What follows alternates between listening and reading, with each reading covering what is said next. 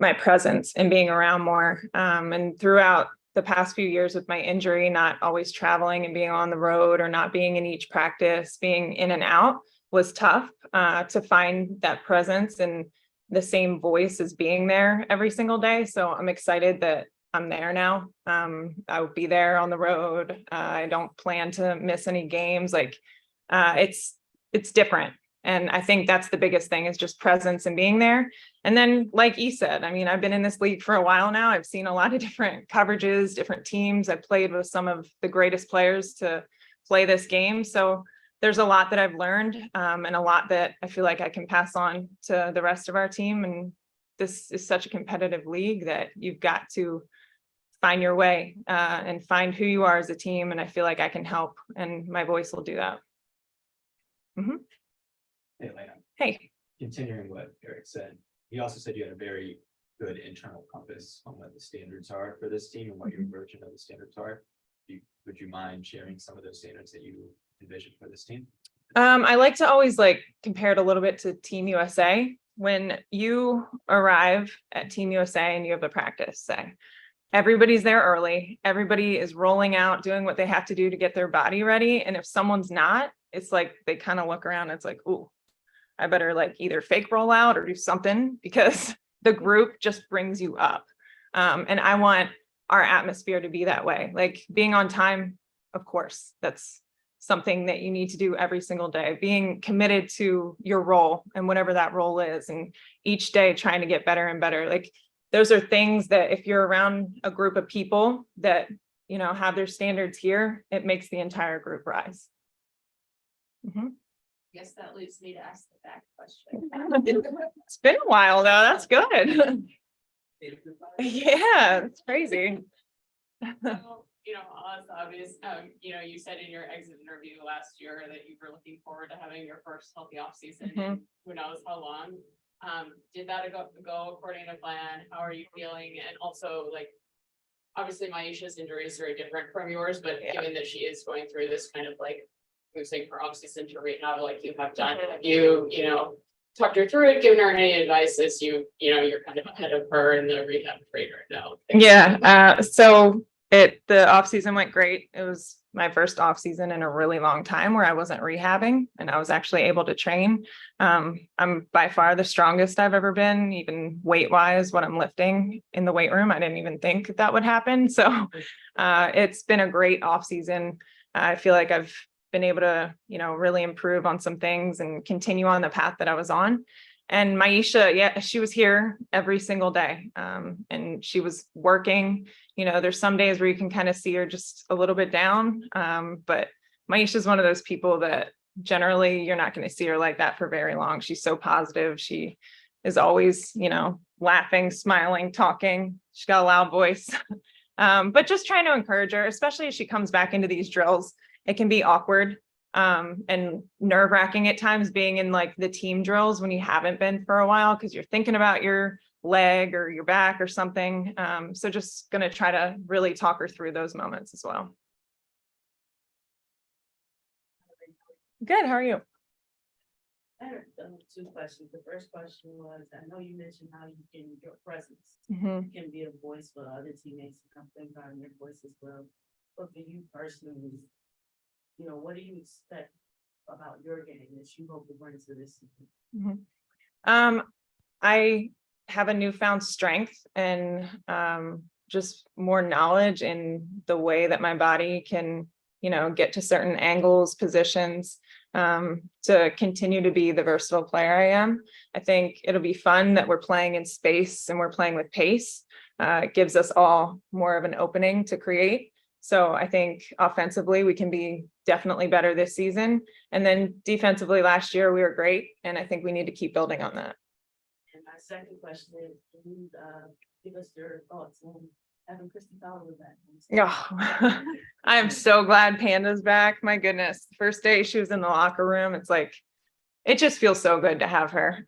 She's part of this family. She's part of why this team is what we are and this organization is where it is. And to have her back, it just means everything to me, and I think the team as well. What was that scene in North? In my head, it's like talk yelling, but like what? Yeah. Can you take a picture for us? Actually, we were both early, so it was just the two of us. And she was actually in the training room. So I walked into the locker room and she's the locker next to me and I saw her stuff was there. So I was like, where is she? Where is she? And immediately she was in the training room, give her a huge hug. And we've been talking, obviously. So I knew she'd be there. And I don't know, just having her face there though, and having her presence is huge. Hey, Lana. Hello. With Kristi Toliver's presence, not just in the locker room, but back on the floor. Mhm.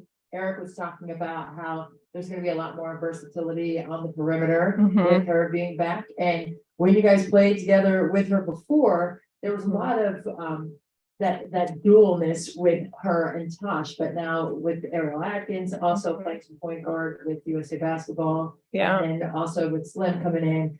What do you foresee that looking like on the perimeter this year? Yeah, we have so many options on the perimeter this year, and just so many people that can play different positions and be interchangeable that it's going to make it really tough to defend. And then, yeah, with Kristi, well, Panda, whoa, I don't know why I called her that. She'd be so mad right now. With Panda, like she's one of those players, she's just so smart and she sees everything. So she just makes everybody else play the game that much better. And it's just even her eye contact, she'll give you a look and you know exactly what to do. So adding that presence is like another coach on the floor. Yeah, Shakira obviously made an impact last year. Mhm. Now she's had time with USA basketball, from Israel. What do you expect to see from her taking that next step in the second season? Yeah, Shakira had obviously a huge season and then she went overseas and absolutely crushed it. She looks great. She looks strong. She even looks taller to me. But I think Shakira is going to even go to that next level where, we give her more responsibilities. We allow her to take the ball off the dribble a little bit. We allow her to do all the things that she is capable of. Last year, I think she just played the role that we had asked her to, and now she can do that much more. And she's going to create so many problems for other teams. And then defensively, I mean, she just clogs that paint and makes it really, really tough for people to get their shots off. She's a shot blocker. She's everywhere she needs to be. She can guard guards and switch out. So she provides so much. Elena, Mhm. fans are so excited for the season, bringing back a lot of core players. Can you just talk about the mindset and the feeling in the locker room and just how excited this team is about what they can do? Mm-hmm. Yeah, each year, like you feel like you get a new team and it's like a brand new group, where this year it doesn't really feel that way. Like there's the comfort in the people who know what this organization is about and where we want to go. And then there's the new people who are bringing a joy and excitement and, new skill set to this team that we need as well. So we've got a great mix and it just feels really good.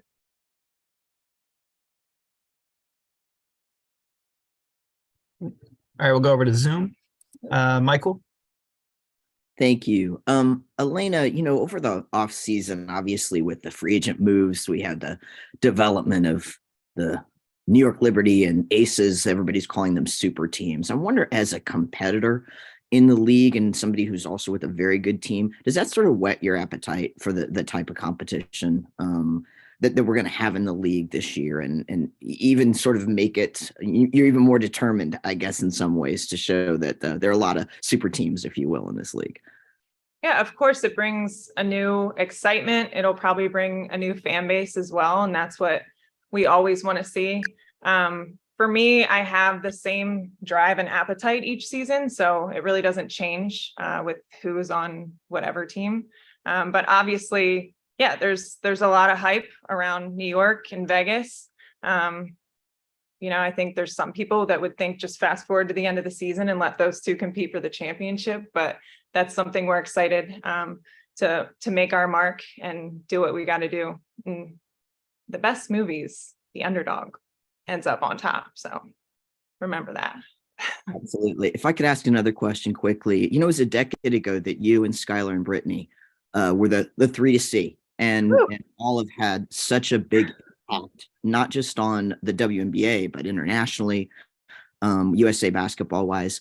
We saw the biggest television audience ever for the women's national championship this year. Do you get a sense that this group of college stars, it's a lot to put on them to compare them to three players as great as you guys, but can be a team that can help lift women's basketball similarly to the way that the three of you have? Certainly, we're at a different time now. People are finally seeing what we've been showing for many, many years. And these young ones coming up are fearless. They're not afraid of what people might say, and they're ready to call out, inequalities, whether it was with the NCAA tournament a couple years or just showing their fire, their passion. It's so much fun to watch. I think these women are also great on social media, and you see their personalities, so it makes it fun to watch them on court too. But our game and women's sports in general are in a great place. So hopefully we continue to see the investment. Thank you. All right, last question to Jackie. Hi, Elena. Thanks so much for taking the time. I'm curious, or I want to know what it's like for you this season to have everyone there on day one, which is something that hasn't always been the case, but is now, because of prioritization, you sort of have the group there ready to work. Mm-hmm. I mean, it's great having everybody here and, getting the time to work together and getting more time on court. I don't love prioritization, especially if some of our greatest stars won't be here in the future. But yeah, it's always great when you can have your whole squad here and ready to go. For sure. I appreciate that. And if I could just ask one more, and then I'll pass this off. I'm curious as to what you believe you can do as a leader to help ease Eric's transition from an associate coach to a head coach, and just, because that transition can be hard. Certainly. Well, first of all, Eric has been coaching under the greatest coach, and he also has his DNA. So I think that's helpful. But being another set of eyes and being vocal and using my voice and telling E what I see out there, or, telling him, hey, I need a sub, or let me get back in, like all those things. E and I have always had a collaborative relationship. So I think that's the greatest part. It's an open door policy. We communicate often. So I think just continuing to, have that dialogue back and forth will be big. Thank you. Mm-hmm. All right, Elena, thank you. Thank you. All right. Thanks, everyone. See you soon. Hey, how's it going? Good. Thank you. I appreciate it. Thank you. You might like. Yeah.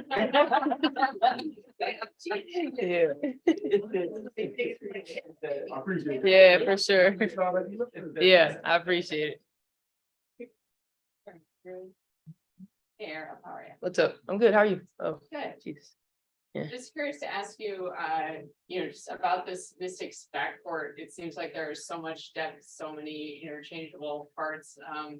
What do you see from the backcourt, and what excites you most about what you've got on this roster? I think the biggest thing, honestly, right now, just from what I've seen from us kind of being together a little bit in the off season and then kind of getting people in throughout the day, is just our energy. We're all excited to learn, all excited to grow, and excited to really be here. And I think that's going to be a really good push, not only in the beginning of our season, but towards the end as well, is our ability and our excitement to really just be around each other and to do better than we've done in the last year or two.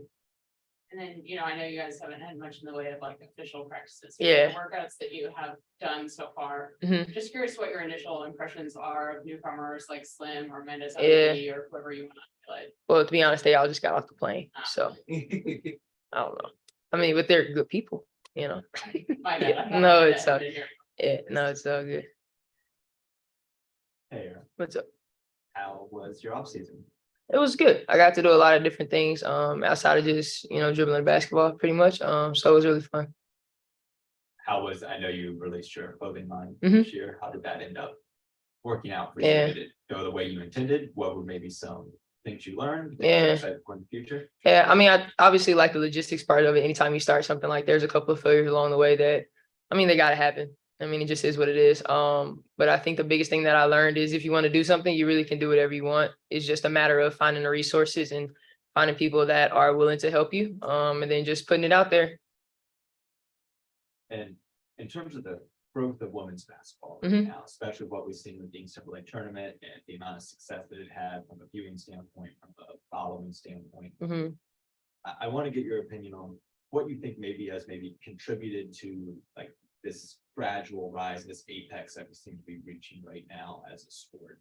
So I'm just curious Yeah. your thoughts there on what you think's contributed to it.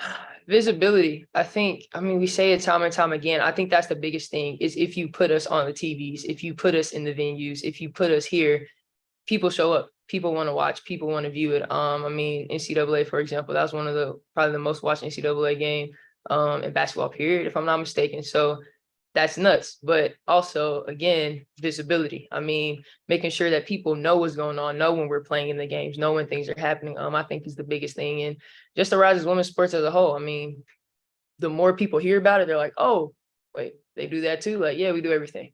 So yeah, I would say visibility is definitely number one. Hey, what's up, Aaron? What's up? Good, you? Good. Good. You know, every year you come back with a little bit more added to your game. Mhm. I'm curious, what was the focus this off season, and how did that process go? Mhm. When you want to be able to step on the court and add a little bit more this year? Yeah, definitely being more comfortable with the ball in my hands. Just being able to not be just spot up and, obviously pick and roll situations coming off my right hand and then getting to the rack. Like that's honestly what I'm working on off season. Man. I know you haven't, been with the group as a whole. Mhm. Like you said, people are just getting off the airplane. Yeah. But what is kind of the feel? Because, you guys bring back your core, so Mhm. that's super familiar. Yeah. Eric is super familiar, even though but it is a new role. Mhm. Now you have a handful of veterans who are kind of coming in to kind of, get in the rotation and, Yeah. and add to this team. So I'm just curious, it feels from the outside, it looks familiar, but also Mhm. feels really different. Yeah. I'm curious if it's like that for you also. It definitely is. I mean, we looked around the room at dinner one night and I was like, dang, like it's a lot of familiar faces in here, but it feels good that it also doesn't feel too familiar because the past is the past, and you want to move forward and you want to grow. And I think the new faces that we added are really going to be something that can really get us over a hump that we've been trying to figure out these past couple of years. Yeah.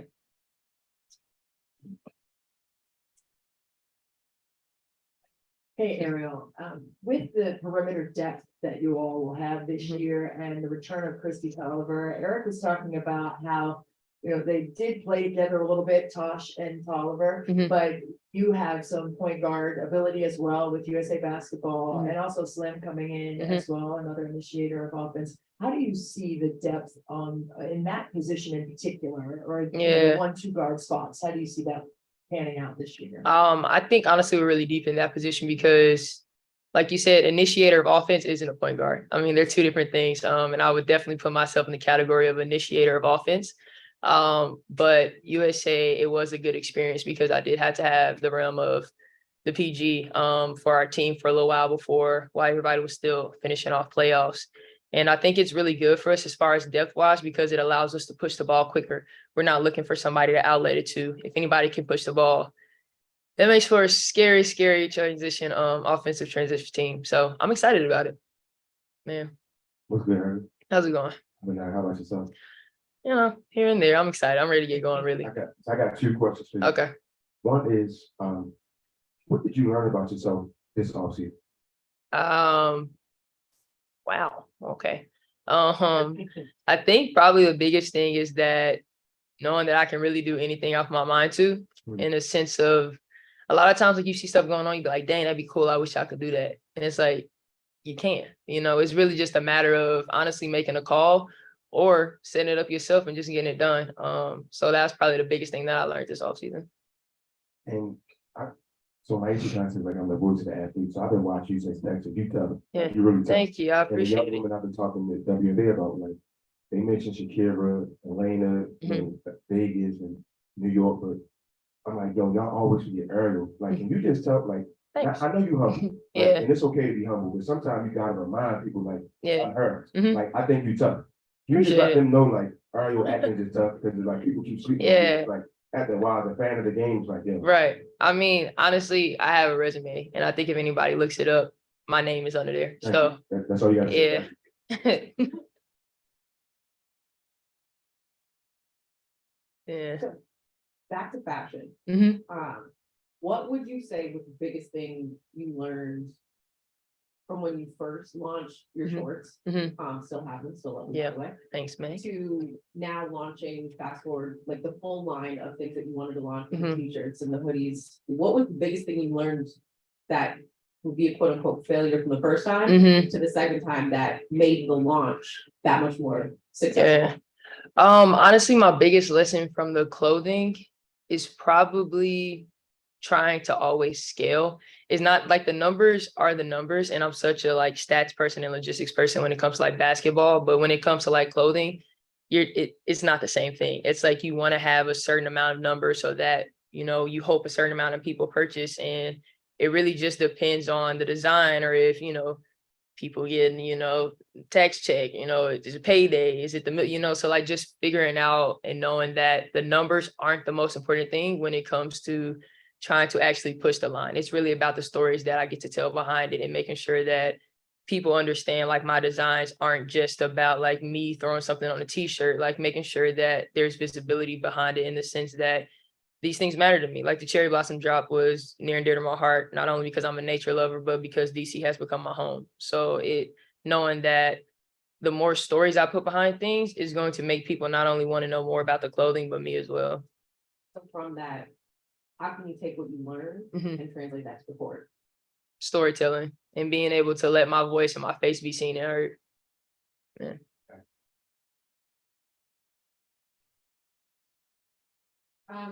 Ariel, so you jumped into fashion. Myisha has just started her podcast. How important is it for you guys to have that creative outlet? A lot of people are like, be focused, just serious, and just stay on basketball. Yeah. How important is it to have that creative outlet to be able to express yourself more than a basketball Right. player as well? Yeah. I mean, I laugh because I was 100% that person, like basketball. And you kind of get to a point to where if it's the only thing that you're doing, you get burned out, and not in like a terrible way. It's just like, dang, like I really been doing this since I was 4. And it's like, all right, what else am I interested in? And so it makes you want to like tap into things that you used to do as a kid that you really used to enjoy. And so, I mean, for My's podcast, that just makes sense for her. Like if you've ever had a conversation with My, like she just knows how to be social. Like she can make a friend with any person she meets. So that just makes sense for her. I'm not sure many people knows, but I'm a super like artsy and creative person. So my fashion line, my clothing line, it makes sense for me. I want to see dope merch for women. You got Play Society and people like Esther trying to do really cool things with it. And it's like, well, I want to do something cool with that too, you know? And so I think it's really just a matter of allowing a piece of yourself that the world may not know. And it's really interesting when we do things, people are like, oh my God. It's like, well, yeah, you know, I kind of been this way. Yeah, so it's actually pretty cool because it allows people to see it, not only a different side of you, but it also makes you more confident in what you can do on the court, because it's like you're rounding out this whole person. You're not just focusing on one aspect of who you are. Yeah. Ariel, for you individually entering the season, do you have specific goals, or how are you, like what needs to happen for you to look back and say this was a successful season for me individually? Because I know you guys have team goals as well. My biggest thing every year is to bring up my averages. I think that for me, like I said, I'm a numbers person, and I try to make sure that my averages get raised every year, but also to do some of the things personally. I know that I've continuously been growing into a leadership role in this team. And that's something that I take very, very seriously. So my ability to become a better leader as well. And what does that mean for our team? It means when we have the bad days, am I actually speaking, or am I turning into myself, or am I picking up my teammates when they need to be picked up, and different things like that. So, I mean, tangibly, my numbers is just, it is what it is. You got to score basketball in games. And then kind of like intangibles, like my leadership and just me personally growing into the person I need to be to help this team do what we can do. Yeah. Nope. I have to say a word. It's Rue. So just get that on camera. We're good here. We'll take one quick one on Zoom from Rafiq. Okay. This is Rafiq with Nothing But That Sports Talk. How you doing today? I'm good. How are you? I'm doing fine. Yeah, during the offseason, the Mystics managed to bring back Kristi Toliver. Like, I wanted to give your overall impressions about the way that she's adjusted to practice in nearly her second stint with the Washington Mystics. Yeah, I'm excited to have KT back. I think the biggest thing about her is obviously her experience, but her brain. I mean, if anybody knows it, Kristi's a brain. And so for her to be able to come back in and know us and know who we are and her ability to kind of break things down for us on the court and off the court, I think is a huge advantage that we have in bringing KT back. Appreciate the insight. Good luck. Yep, for sure. All right, Ariel, that's it. Appreciate you. Awesome. Thank you, guys. Thank you, appreciate it. Can I get the microphone? No, I'd like to say I appreciate you. Turn it on, it's off. First of all, good morning. How you doing? Good, how are you? I'm doing well. I've been doing a lot about your story. One thing, you're called the woman version of the Giannis Antetokounmpo. Can you just say what that kind of comparison means to you? I mean, at first, I actually liked when they told me that. Like, it honors you because, you know, all Antetokounmpo brothers, they've done so much. Like, they achieved so many things. But I prefer Chineke better because we're different people. You know, Yeah. that's what I'm saying. Because I want people to know, like, you are your own individual person. Yeah. So going with that, another thing we're watching a lot of film on you. The first thing is your dog mentality. Can you just give a message to Mystics fans about what they can expect when you get on that court, when you're in practice, when you train? All they can expect is a person that is fearless, really, not scared of anybody. I think whoever I get to play with is a good experience for me, and I got something to learn from. So I'm gonna take this opportunity and try to do my best every time. Appreciate you. Of course, thank you. Hey, I'm Coco Washington, meet you officially. Nice to meet you. I'm curious, just kind of, what has this, first off, when did you get in, and what has it been like so far, just kind of trying to learn everything as quick as possible? What are your first impressions of teammates and Eric as a coach, and just kind of being in a new scenario? Yeah, honestly, everything was new to me. Like, literally, I stepped in this building, I was like, wow, I got a lot of things to catch up on. But honestly, I think I've been prepared for this moment, and I belong here. And yeah, the way of the game here is way faster than the one in college. So I had to really adjust in that, and it actually fits my game as well. So I don't think it will be too difficult, but it's also going to be challenging. Hi, Elena, Kyle Byron, ABC Sports Washington. Is there any player that you've been able to kind of gravitate to, or you maybe like their vibe, or have a good sense of who they're going to be and you want to be around more at training camp? Yeah, I don't know if she knows that, but I would definitely want to be like around Ariel. She's a great player. She's like, her defense, I love her defense. Like, she's jumpy, and like I just watch her feet, and I'm just trying to get it like that because I want to improve my defense. And also on the offensive event, she's just very smart. She really looks like she knows what she's doing. So just having her as my teammate, I can really learn a lot of things from her. So I'm gonna be around her. Jen Hatfield with the Next. Nice to meet you. Welcome. Nice to meet you. Just since we didn't get to talk to you on draft night, can you take us back? Like, were you at home? Were you with teammates? Like, what was your draft night like, and what was your reaction to getting picked by Washington? So I was at home with family, and I didn't know, I had no idea I would be on this board in general. Like, I just thought I would be like one of the last picks, or maybe third round, maybe second round. But when I saw my name up there, I was like, there is no way, because there's girls literally right there invited, and my name is getting called before them. And it's just such a blessing, honestly. And it's a big win for me. And it just gives me a lot of motivation to go even farther and farther. So I'm super excited, super blessed for this opportunity. Just one quick follow-up. Do we have a nicknames worked out with you and Elena Delle Donne on the roster? How are we? Of course, yeah. I go by L. Yes.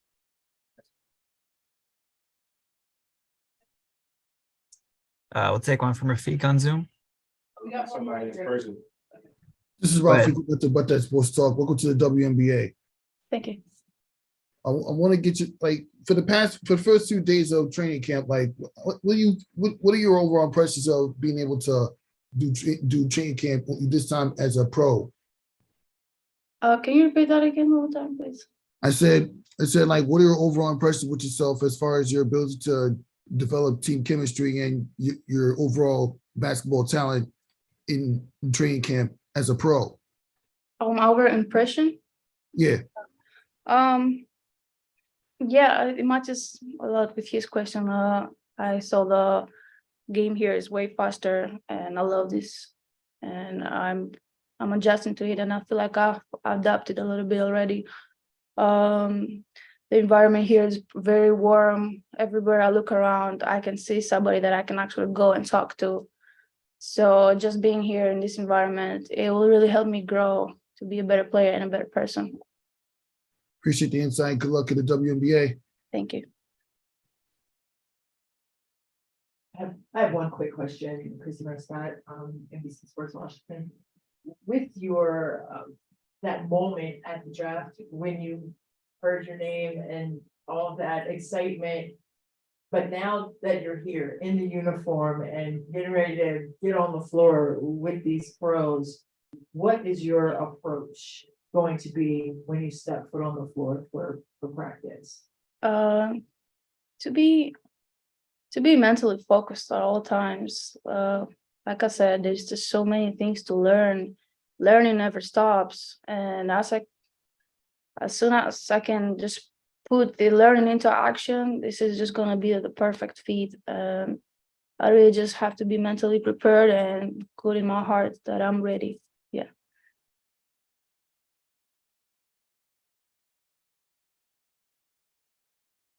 I think that's it. Thank you. Thank you. Okay, what's up? Okay, don't do that, y'all. They already made me take it off once today. Go crazy. I don't feel like I need this mic. Do y'all feel like I need this mic? The jerseys go stupid. Y'all been asking 5 years for a black jersey, y'all. We got them. Hey Josh, how are you? I'm good. How are you, Jen? Good. Just starting with you individually, what's kind of your approach heading into camp, and do you have goals set, or how are you going to measure success individually for you? I'm excited. This is like the first day of school, right? It's like you come back, it's media day. We get to see all of our friends. We get to see all of our teammates in one building and in uniform, so it makes it real. But my goal is the same, to be the leader of this team, to be the engine behind this team. The beautiful thing is we're a great defensive team, and a lot of that doesn't fall on my shoulders solely anymore. We have Ariel Atkins, Slim, Shatori. So we're going to be a headache on the defensive end, which is exciting. But my role is to be a leader on the court, to put my teammates in successful situations. But I want to continue to grow too. So I have, my own personal goals. Feel like I should have made an all-star team last year. That's the goal for this year, and not just for me, but I would love to see my parents celebrate with me in the all-star. So I'm going to work really hard for that for them this season. And I want to win a championship. I feel like we have every single piece that we need to do that. And now it's just about plugging those pieces in. And it's not about, where we are May 19th. It's about where we are when that championship series comes around. I know you guys haven't had much practice yet, but literally none. But we leave Wednesday for mini. You have had some workouts with other folks. Just to give you an opportunity to shout somebody out who's caught your eye, either because they added something to their game, or maybe somebody new who looks good. What are your impressions? It's been great. We have gotten in some workouts. We've played pickup a few times. Our scout guys are really good this year, y'all. They beat us up the other day. But they're really good. But I think I would say Elle has come out, and I know that she was a scorer at USF, right? Yeah. USF, but to see it implemented into the professional game already, like she's ready. And that's exciting to see. And she's just a dog. Like she's going to yell N1. She's going to be up guarding at half court, waiting for you. And those are all exciting things, especially as a point guard too, right? I appreciate it. The things that don't necessarily show up in the box score or always get seen, I appreciate from afar. So I think Elle's been doing a great job. A mini-me, yeah. Hey, so first of all, What's up, Wade? What's up, my guy? It's great to see you too. I'm really excited. I like the sky blue shirt, okay? Yeah. That's how you feel me? the cloud, right? Okay, So yeah. first, you stand up, because I think this is one of the hardest jerseys out right now. Okay, let me do it for you. Thank you, thank you. Let me do it for you. And don't forget the back now. Oh, okay. Oh, Okay. oh my God. So I got two questions. Sheesh. Two questions for you guys. One is, your point, WNBA assistant leader, your point guard, your dog. I But appreciate it. AU has elected you to be like a player coach. Can you say how can you take your game mentally to the next level this year? As we know you have big aspirations, but thinking as a coach on the court now. Yeah, I think that's why I love AU so much, is because it challenges me in a lot of different ways. It's not just I get to come out here and just play. No, I have to coach. I have to draw up plays. I have to come in the timeouts with how can we get better on both ends of the floor. I have to be able to communicate to every single one of my teammates in a way that is productive for us on the court, that fits their way of needing to be talked to. So I felt like last year why I took such a huge jump as a point guard is because I am thinking of the game differently. I'm thinking of it from a coach's standpoint. And so when I'm able to do that on the floor, I am the coach on the floor because I'm an extension of Coach Eric now, right? Yeah. So when I can be better at thinking through the game, okay, what plays do we need to call? When's the last time Della got a shot? We have X amount of timeouts. This is a 2-for-1 situation. All those things really do matter, especially from the point guard position. So I'm very thankful to Athletes Unlimited for just the blueprint of what it is, because it's made me a better player, a better person, and a better, I might go into coaching. You never know, but it's going to make me a better coach too. So we know, like, I feel like your voice, you bigger than basketball. Mm-hmm. You are an activist, you're a hooper, you are a friend, somebody's cousin. You helped me find my voice. And I love that. I talk to now international young ladies overseas about basketball. What can you just give a message to maybe a young girl somewhere that's maybe down or thinking like my voice doesn't matter? Like you inspired me. I love that. So can you just give that, if you can inspire a guy from Baltimore, you can for sure inspire a young girl somewhere in Cleveland, Ohio, or somewhere. Yeah, I appreciate that first and foremost. I feel like we're just at a time where we need voices. And every voice counts. And I feel like I figured that out a little bit late, but I found it out at the right time because when I came into this league, it was our blueprint. We're going to speak up. We're going to talk about issues within our community, issues that plague our communities, that don't necessarily have light shined on them like they should. And utilizing and understanding how powerful my platform is, right? Not only as a player, but a person. So you don't have to be a professional athlete. You don't have to be a celebrity to have real impact or to have a powerful voice. It starts at your home. It starts in your locker room every single day. It starts with your friend group. Really just owning right from wrong too. I think sometimes people, and there's different ways to be an activist. I think that's the thing I've learned too. I'm very blunt to the point. I'm going to say what I feel and then I'm going to keep it moving. Doesn't always work for everyone else. Elena is very lead by example. She's gonna, amplify me because that's her way of kind of buying into it. So everyone has a different approach to activism. So there's not one right way, but understanding the power that you have, and especially as a young girl and a young Black girl, especially, understand that you have power, understand that your voice matters, and that simply by saying one thing, simply by doing one right thing, you can change the trajectory of someone's life. And I feel like once you realize that I go into Starbucks and I ask, good morning, how are you? And it is like, they can't, wow, I'm like, people don't ask you like, how you doing today? No, they just come in. That simple interaction can change the trajectory of someone's day, can change the trajectory of someone's life. So I feel like we need to really start looking at our interactions with people and approach them, right? Don't be an energy taker, be an energy giver. And I don't know if that answers your question because I'm starting to ramble, but yeah. I love that. Love that. He's so sweet, though. Josh, with the return of My good Chris, yeah, girl. Yeah. You look good today, girl. Yeah. With the return of Kristi Toliver to the roster this year, when she was here before, there were times on the court that you were playing alongside her. What do you think that's going to look like? Also with Ariel Atkins having some point guard experience with USA basketball, and Brittney Sykes too can also push pace. Yeah, I love it. It makes my job actually easier. Now I don't have to dribble the ball off the court or kind of facilitate. Like everyone 1 through 5 can facilitate our offense, which is going to make us really scary to guard. The spacing that we're implementing into our offense, it's going to be a huge relief for me. But I think these are the pieces that we need to make us a better team moving forward on both sides of the court. So adding Kristi back in, we played the whole 2019 season.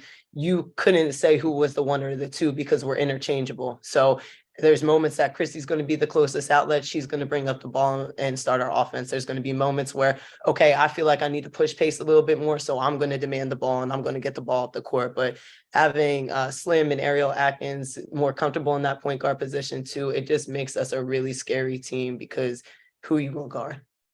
Who you going to guard? You got to get back in transition defense. I know that's right. Okay, because we run it. Thank you.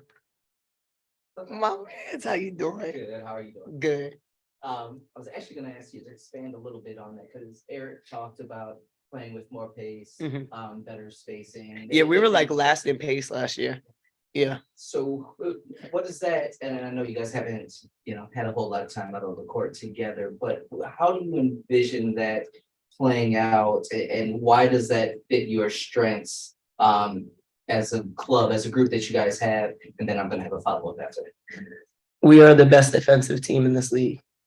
And that's coming from last year, but we actually just got better on defense by adding and implementing the players that we did this year. So we are the best defensive team. We were the worst offensive, trend.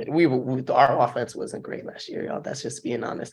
So now you implement all those pieces. You add Kristi back in, you add Slim back in, you add Ariel Atkins, who can all run the one, right?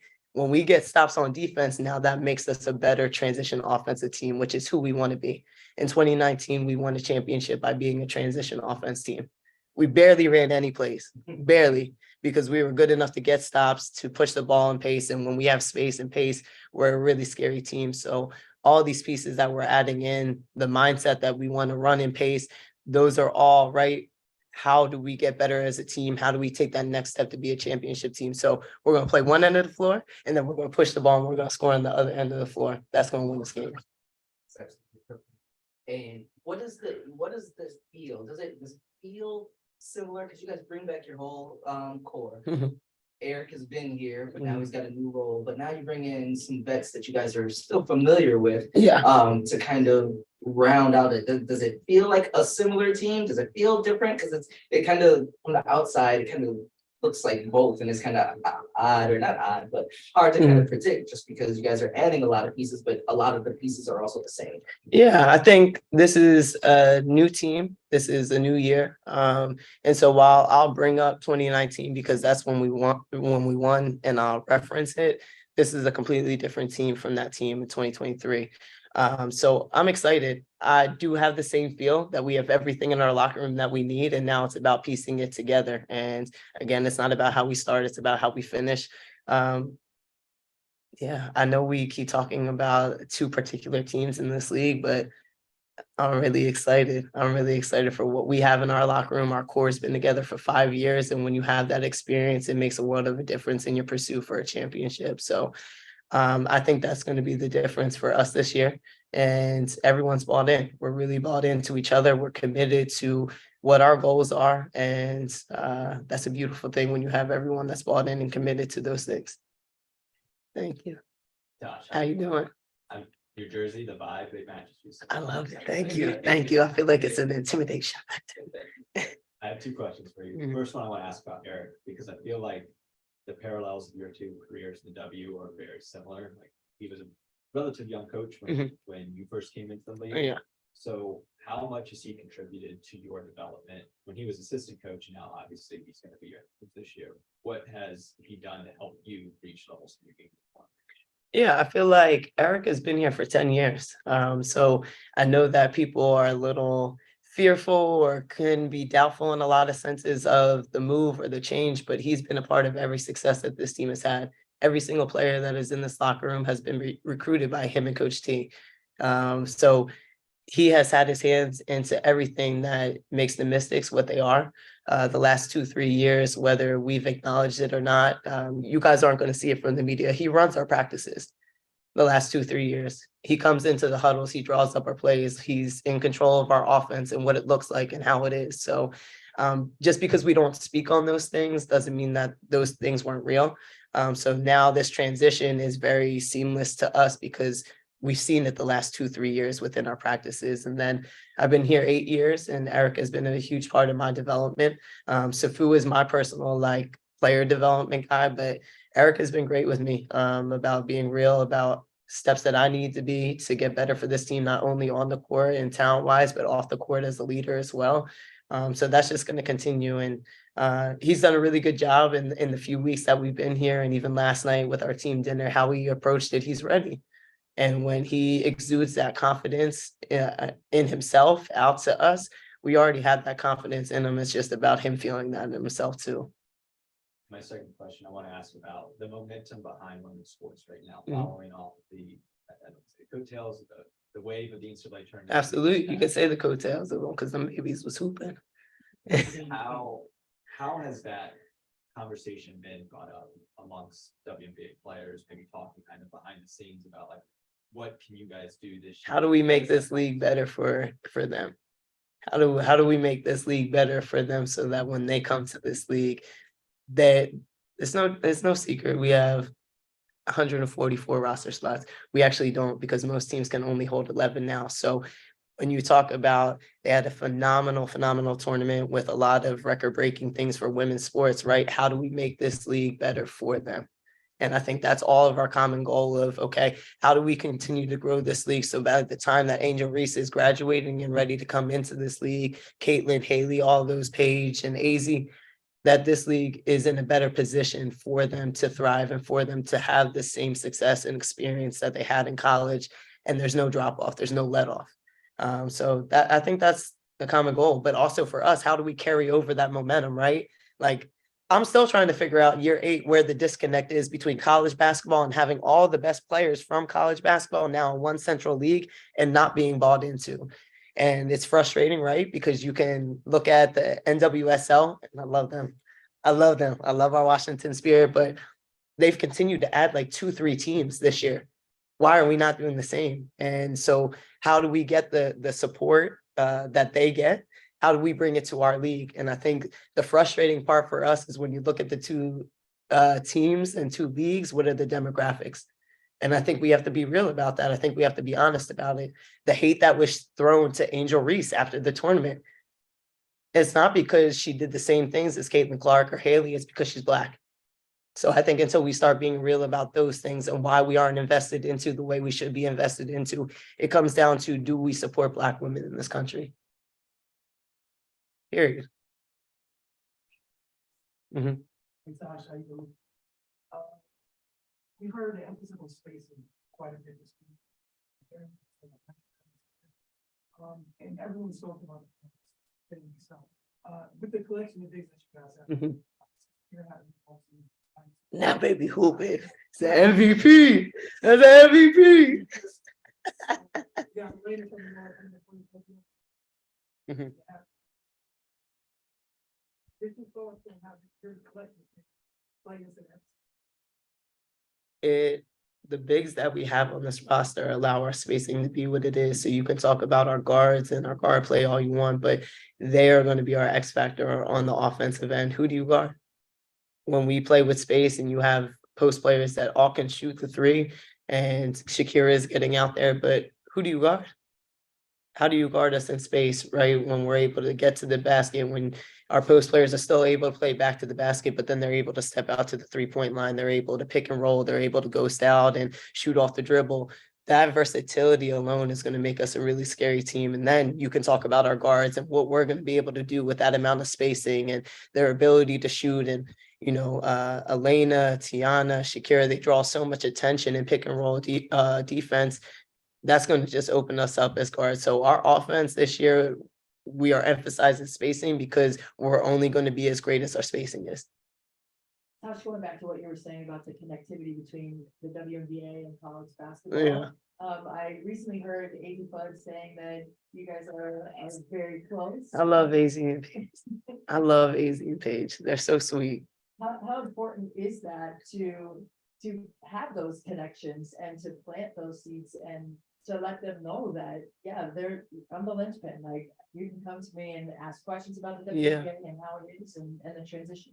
I just want to be a tool for them in whatever facet. And Paige had a paper she had to do on social activism. So she asked me to write her a bunch of questions. I'm like, whatever you need, just ask. I wrote it, sent it to her. I'm like, if you have any follow-up, let me know. But I think they need to know that we are here for them in whatever facet that they need. And it's not just about basketball. If you have questions about life, if you have questions about your activism, if you have literally questions about food in DC, you can call me and I'm going to be here for y'all. And I feel like that's a huge difference in creating that, or making that gap smaller, right? Is to have those relationships between players that go just much further beyond the court. So AZ and Paige, phenomenal basketball players, but I always tell them what I love most about them is their hearts.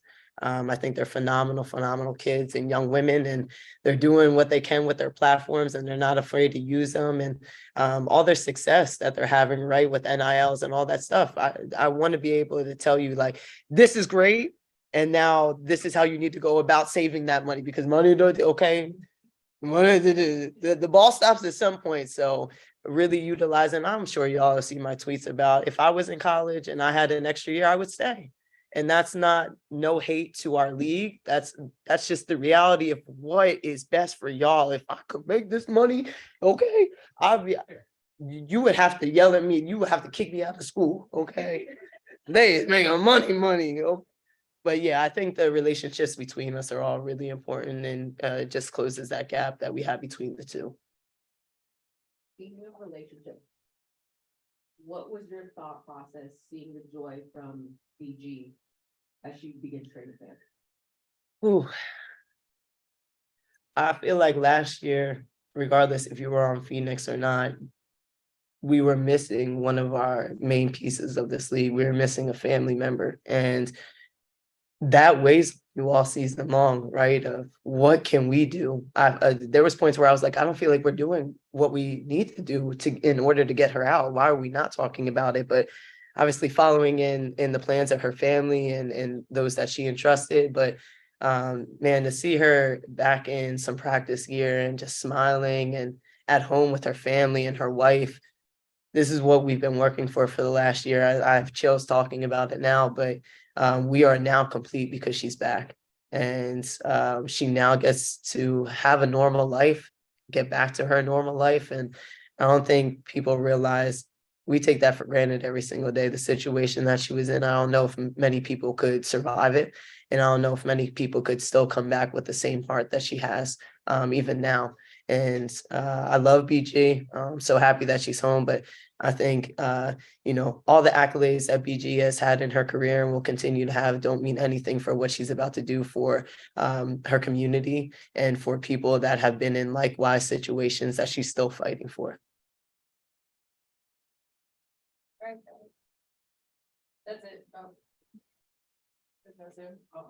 There's any questions? Matt, is there a question? Y'all got Zoom questions? Yeah, we'll go to Christos.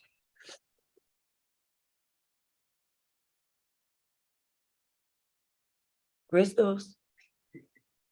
Unmute yourself. You're muted, Christos. Yep. I'm sorry. Hello, Natasha. Have a great season, first of all. Thank you. Hi, Christos. I would like to ask you about the rookie, Elena Delle. As a player who's going to play in point guard position, as a starter point guard as you, how important and how enjoyable for you is to see a young player, to see her development and playing this league, take her under your wings and learning her so many things about WNBA? Yeah, it's been a joy for me. We've only been together for about a week now, but they asked me who was one of the people that not surprised me the most, but I'm excited about, and it is Elle. I think from that point guard position, she's phenomenal. She's a great leader already. She vocalizes, she pushes and pace. She is aggressive. She's a dog on the court. And that's a beautiful thing to see. So for me, it's about, taking her under my wing a little bit and just telling her, things that I've learned throughout my career during my 8 years here being a point guard, just trying to make things easier for her. Kristi asked me the question about bridging the gap between college and the professional, but that can be said for her as well. It's just coming in. I feel like I wasn't necessarily taken under a wing when I came in, so it took me like 3 years to really just learn everything. I don't want her to have to go through that. So whatever knowledge that I have, I want to pass down to her. And it's not only about my knowledge. She might have things that she could correct in me. And I think that openness between both of us is a beautiful thing, but just really excited for her overall. And also looking at the league, the whole league, and the level of competition, do you feel that this season is going to be the most competitive season of the last 10 years at least? Absolutely. I know everyone wants to focus on our home opener, and that's going to be a tough game against a really good team. But then we have 2 games against Connecticut. This league is going to be, I think this year is going to be the most competitive this league has been in a while. You don't get any off nights. You don't get time to rest or take time off or to not bring your A game every single night. So that's the exciting part about our league still growing. Thank you very much. Have a great season. Thank you. All right, that's all the time we have for Tosh. Thank y'all. Thank you. I have a question. Appreciate All y'all. right, we gotta keep it moving, Rafiq. Sorry. Listen, I'm going to.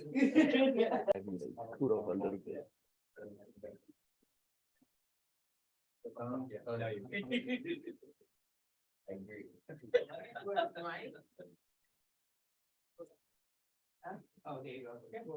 Get started with in-person questions.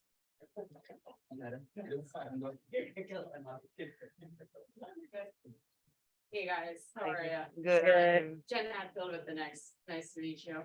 Good to see you, Tori. How you doing? Tori, I'll start with you. I saw you were getting triple doubles in Israel. What were you working on this offseason? How did you improve your game? And also, can you tell me a little bit about going up against the MVP Shakira?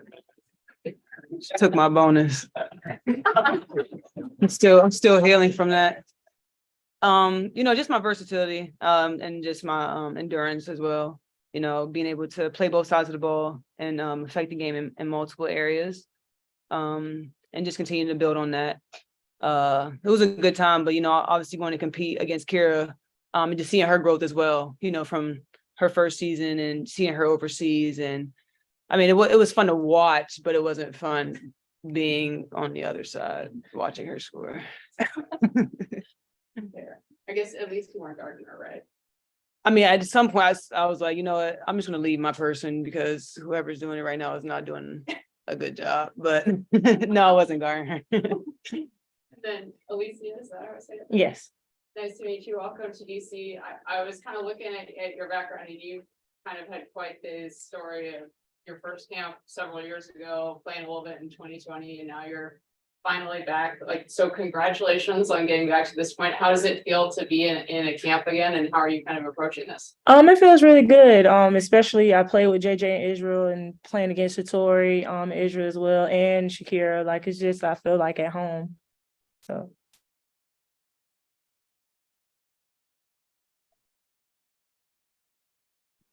Hey, what's up, y'all? What's going on? Alicia Kareem Copeland, Washington Post. Nice to meet you. nice to meet you too.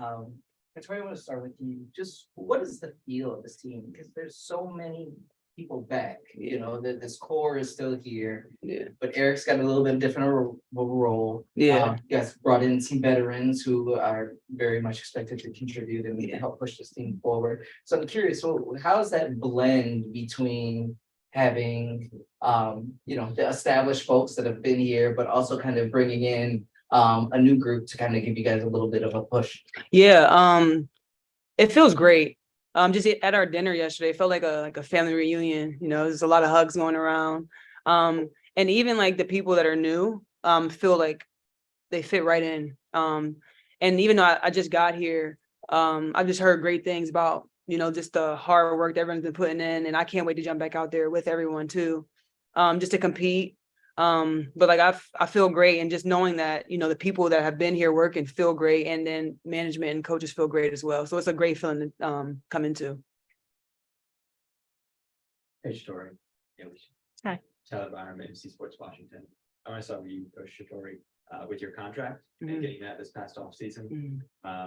For you at this point in the career, how significant was that for you to be able to build up to this point and then be rewarded, if you will, for the contract? For sure, a blessing, not only to be rewarded with the contract, but to amazing organization here in Washington. To be able to, get a contract like I got from the organization that drafted me is a blessing. This feels like home. Going to school right up the street, being able to continue to play alongside the people that I'm playing alongside with. I'm blessed. Yeah, it's Alicia, right? Yeah, Alicia. I want to get your impressions on when you came to camp, and then kind of Elena and what she kind of means to this team, and like the standards that she sets in place, and then also Shatori, give her thought. I feel like the standards are set pretty high. She's a great leader. Just like her talking, like telling us to do stuff, it just makes you motivated, like everything she tells us to do. So yeah, when I was overseas, I was like checking in with her, and it's so crazy. Like I was always asking her how she's feeling, and like this was like, as crazy as it sounds, like this is one of the first times that I've heard her say like, I feel great, which is kind of scary because like, she's done in the past, but like for her to like say it, and I'm like, well, if you've been doing what you've been doing and you haven't felt great, like I'm interested to see what it looks like when you feel great. So I'm super excited to see her full action. What's going on? So, because you my dog, but I want to talk to Ms. Jacobs first. I got you. So, nice to meet you. hi. I'm Wayne. Nice to meet you. Hey. Just for Mystics fans that's not familiar with your game, can you give them like a message or maybe like a film or scout report of what they can expect? I'm just, whatever you need, I can do it defensively, rebounding. That's basically just a fanatic at doing the little things. Like basically, I'm Dennis Rodman Jr. Like rebounding. So Dennis Rodman, okay. And then for Tori, I had to really think because we kind of talk so much. So I guess for you, and I kind of asked a couple of your teammates, but what was something that you learned about Shatori this year, this summer that you're like, I didn't think I had that in me? In the beginning of the season, last year, I didn't shoot the ball particularly well, or where I wanted, like how I wanted to shoot, or going in how I envisioned shooting. And I know like younger Tori probably would have been a little bit more discouraged, but I continue to just trust the process and continue to put the work in, and eventually like my 3-point percentage end up getting higher. But I just that growth mentality, or mentally, just being able to have that short memory as a shooter. And then one for both of you, make it really quick from me, but when you think of how we always talk about the young ladies that look up to you, what's one word you give to a young lady that maybe is doubting herself? And you can do it, but just I want to challenge you. One word, what would you give to her? I would say faith. Yeah, I like that. Faith. Confident. Appreciate you. Thank you so much.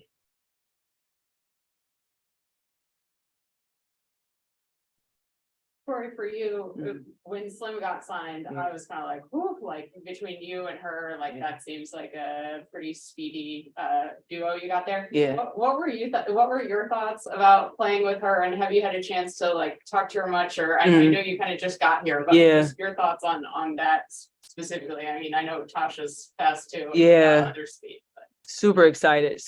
I love playing fast. Just defensively, I just see another person that can challenge me defensively. And just as a team, we're going to just continue to get better. And that's one thing coach said that we want to build on, last year being a good defensive team, but just continue to grow on that. But I was super excited to see that signing. I'm happy that she's here and excited to get on the court with her.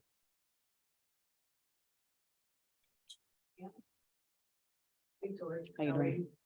I have a non-basketball question. What kind of fashion Ooh. I got some heat in the tuck. I ain't gonna lie. I got some heat in the tuck. But I'm I try to stay versatile, but I'm gonna try some new stuff this year. I'm not gonna lie. All good? Any more in person? We got a couple on Zoom. Okay. Rafiq. This is Ralphie with nothing but that sports talk. I got a question for Brittney Sykes. First of all, welcome to the Washington. Brittney, I got a question for Brittney. I'm so sorry that she is not with us Yes. here right now. She's here, but not here. Oh, my bad. Nah, but all right. So what are some of the things, what are your overall impressions of training camp up until this point after the first few days? To anybody that's comfortable to anybody that wants to answer that. Just telling me we haven't started yet. Yeah, we haven't started yet. Today is the day that we start. Oh, my bad. I apologize. It's okay. Go ahead. Son.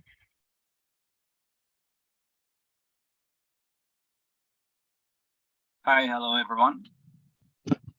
Can you guys hear me? Can you hear me? Yes. Oh, right, cool, thank you.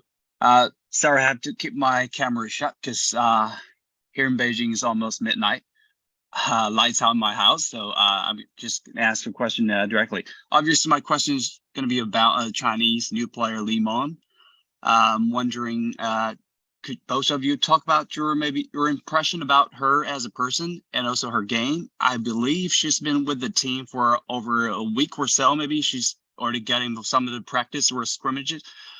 Could both of you talk about her as a new piece of the team and also maybe, the help in terms of the Mystics international profile? Because every time you have international player joining, there will be definitely attention from, her countries, be focused on the team. Yeah, I'd appreciate it. Thanks. For me personally, I just got here. I haven't seen much of her on the court, but definitely, I mean, her personality is super bubbly, easygoing, and yeah, I'm excited to see what she brings. As far as on the court, on the offensive end, she's very smart. She can get downhill on screens, and defensively, she's up she's up on you. Like there's no getting around her. She's very feisty defensively.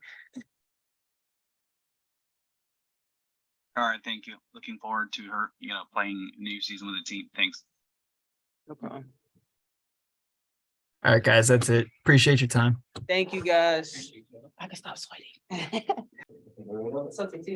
how are you? Good. Welcome back. Thank you. I just wanted to ask a little bit about yourself. What was the off-season focus? What did you kind of want to work on individually? I know everybody always wants to add to their game during the off-season. So what was your focus in between mom time? Like you said, I focused on adding on to my game, getting in great conditioning, losing a little bit of weight from last season. But I had an opportunity to go to Australia, won the championship there. I got to do a little bit of everything there. So, bringing the ball up the court, initiating offense, working on defense, I had a really good time. It's an opportunity for me to regain my confidence and just to get ready for training camp this year and to come in with a lot of confidence. Just real quick, a quick follow-up. You said regain your confidence. Did that take a little bit of a hit last year? Yeah, it took a hit. I lost my number one fan last year, my grandfather, who introduced me to the sport of basketball. So, last summer was really tough for me last year. So this year, I come back, with a clear mind, and just able to focus on basketball and, be able to perform for my team.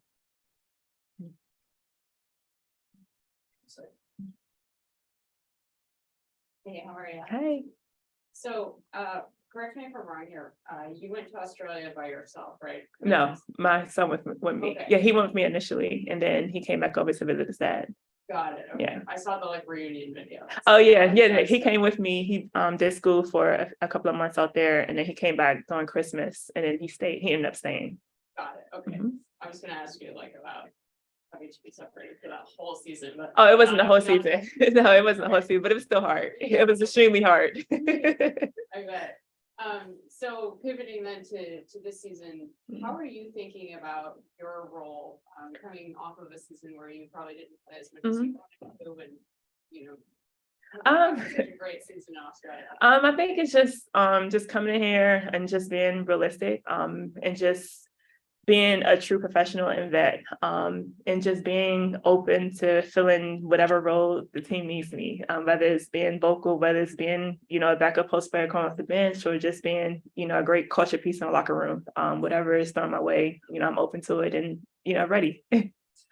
So when did you get back from Australia? Have you been like in these like Yeah. unofficial workouts? So I've been here for almost a month. Okay. Yeah. Okay, great. So just curious, you know, who's caught your eye, whether it's a returning player who's like added something or a new player you're impressed with? I think everyone has done a great job this offseason. Hi, Kristi. This offseason, with working hard, and just preparing for training camp. It's of course it's great to see Kristi back here in DC. I told her it took her long enough to get back, but no, it's been great. Just being here and around everyone, you know, working out and just competing every day. Well, I still have the mic, so I'll try to Kristi, I guess. Welcome back, Kristi. It's been a while.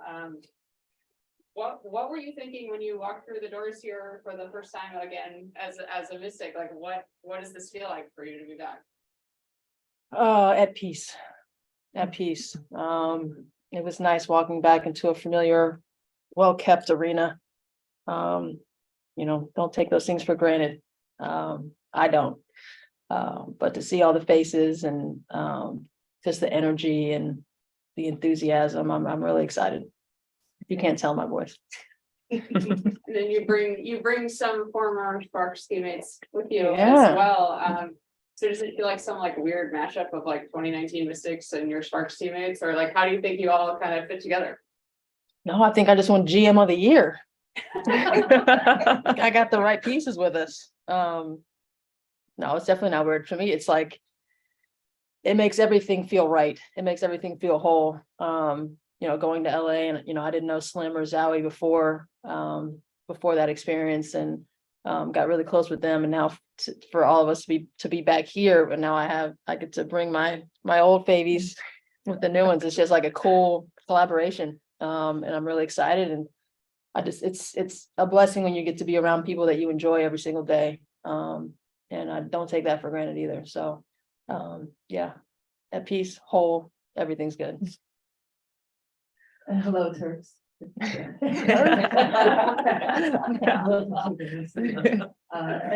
Kristi, just being back here, and you just talked about being at peace, but tactically speaking, being on the floor with Natasha Cloud, that was a great combo, you know, seasons back in the championship season. What kind of perimeter looks do you foresee for the team coming up this year, with the depth at not just the point guard position, but the 1, 2, and the 3? Yeah, depth, it's important. You know, it's not a one-man show, and I'm excited to be alongside in the guard position, you know, Tosh, Little A, Slim now. You know, that's a hell of a group. And you know, I know those guys are dogs, they're gonna do a lot of dirty work for me.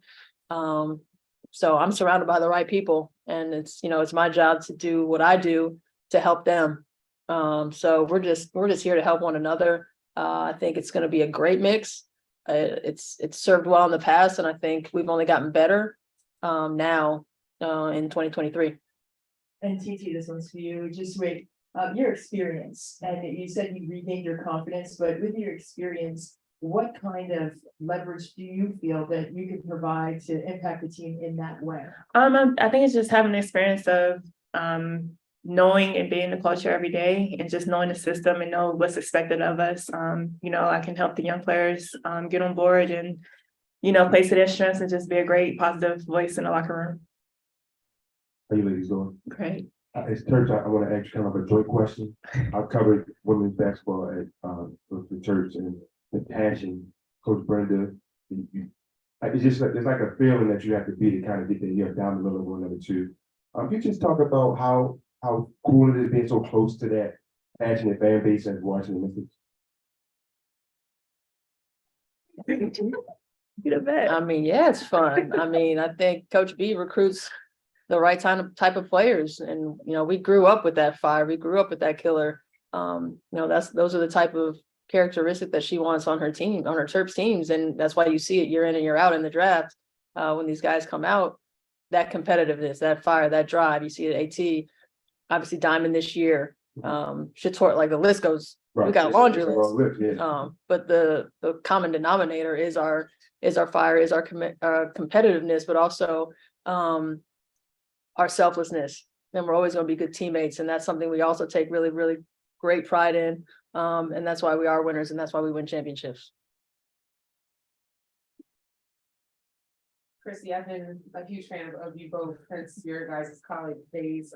You've always been a natural leader. Tell me, how are you stepping into the season and kind of keeping everybody's mindset focused? There's a lot of talk when people bring up the WNBA of these super teams and New York and, you know, Vegas. How do you keep your team focused, and how are you just taking that leadership role on head on? I think I've done a good job from a leadership aspect throughout the course of my career, is because I don't pay attention to the noise. I don't watch the media. I don't listen to the media. I don't read. And it helps me stay centered and grounded and focused on the task. And that's just kind of the approach I've always had. So I understand that there are two good teams out there that everybody's talking about. That's cool. I think for us, I think we've always thrived under having an underdog approach, just putting our head down and doing the work. And I think when you stay in that mindset and have that focus, you know, you're not rattled by the noise. And we know what everybody's going to be talking about. I'm not worried about anybody else. I'm worried about us getting better every day and having that mindset of peaking at the right time. And there are more than just two other teams out there in the W. There are a lot of good basketball teams in this league and a lot of great players that are really well coached. And so it's not the two others. It's not us three. You know, there's 12. So the real main focus is just staying on our daily grind and worrying about ourselves and having that approach. And I think if we do that, then good things will happen. Hey, Kristi, this might be sounding a little bit off the leadership stuff, but I'm just curious, how does the coaching experience kind of bleed over or play into you as a player on the floor, and how does that balance? Do you feel like sometimes you know, do you have the balance between kind of being a coach and saying too much, or saying, hey, now I'm kind of more of in a player role, so maybe I should I think in both roles, I don't ever say too much. You know, I have a good feel. And I think coaching in the NBA has impacted me a lot. Just the way I see the game certainly slowed down for me individually. Just with the amount of film that we watch, it's insane. But also just how I see it just kind of happening in front of you. This might not make any sense, but just with like all the amounts of like plays that I watch and I draw and I just creatively think, that helps me creatively be me on the floor, and it helps me set up my teammates and getting them in the right position. It's understanding certain coverages where if this happens, like I don't have to overthink, because if they do this, then I'm going to do that. If they do that, like there's a counter for everything. And so those are like the little things that I'll, you know, share with my teammates, so then they're making those reads. So like we'll be able to do things without even like talking to each other. But yeah, coaching's cool and playing's fun and everything's good. Thank you. Tianna, good to see you. Nice. Kristi, welcome back. I just have a quick question about Eric. And I know you just got here and but you're familiar with everybody. What have you seen from Eric, and what has changed from when you were with him last time and now him being your head coach now? What have you observed and your kind of takeaways from him?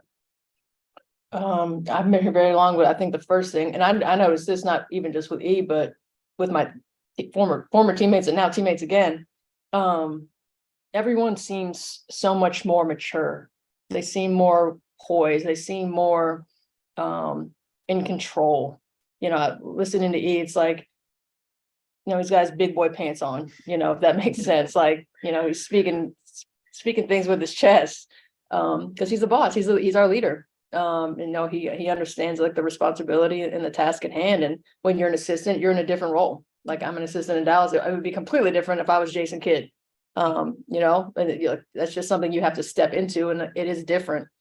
But I think he's going to do a great job. I think he has a room full of women that are excited and are ready to play for him and make him look good, and he wants to make us look good. And it's that relationship. He has no ego. He's an open book. He's approachable. And those are very, very important characteristics for a head coach, and he's got them. We're going to be moving the questions to Zoom. All right, Kiko.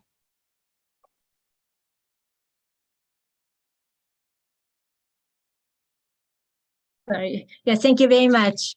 I have a question to Kristi. I want to ask you a couple of more questions about the coaching. And what do you think about increasing the number of the female coaches in the NBA and the Major League? Hold on. Can you say that again? What do you think about increasing the number of increasing number of female? coaches? Female coaches. I think it's great. I think they finally are getting it together. There's a lot of vantage points and a lot of experience that these women have that hasn't been utilized for many years. So now that door has kind of been open, and all the women obviously taking advantage of the opportunity, but that's something that should have even been before. But the fact that it's happening now, I think it's going to continue to happen because they recognize the value that we bring and the wealth of knowledge that we bring in a different vantage point that's completely different from what they're used to. And like that level of diversity, that's what breeds growth. And I think that's what everybody wants. So I'm extremely happy and blessed to be a part of it. And I hope it only continues to trend up. And what is the most challenging with coaching NBA player? The most challenging thing, coaching NBA players. Yeah. It's not as challenging as one would think. I mean, they're human beings, they're athletes. And I think for me, I think I'm fortunate because I'm still a player and they can watch me and they know what I've done. And so there's a respect factor there. But those guys, they're not difficult. I think the biggest thing probably is money drives your ego, and sometimes your ego can get a little out of control when you're getting paid bukus of money. But other than that, I'm around great guys every single day. It's not overly difficult. Women are better though. Thank you very much. Peace. Thank you. All right. Yep. Thanks, John. Kristi, it was like GM of the year for you recruiting us. I mean, I'll start with you. Just, we spoke earlier about how you were so excited to get to this point, be back in the W. How does it feel now that you're here in camp? Yeah, it feels great. I'm like really excited. It's honestly a little bit like emotional because it's like I feel home, with all of these goofballs and like so much love, honestly.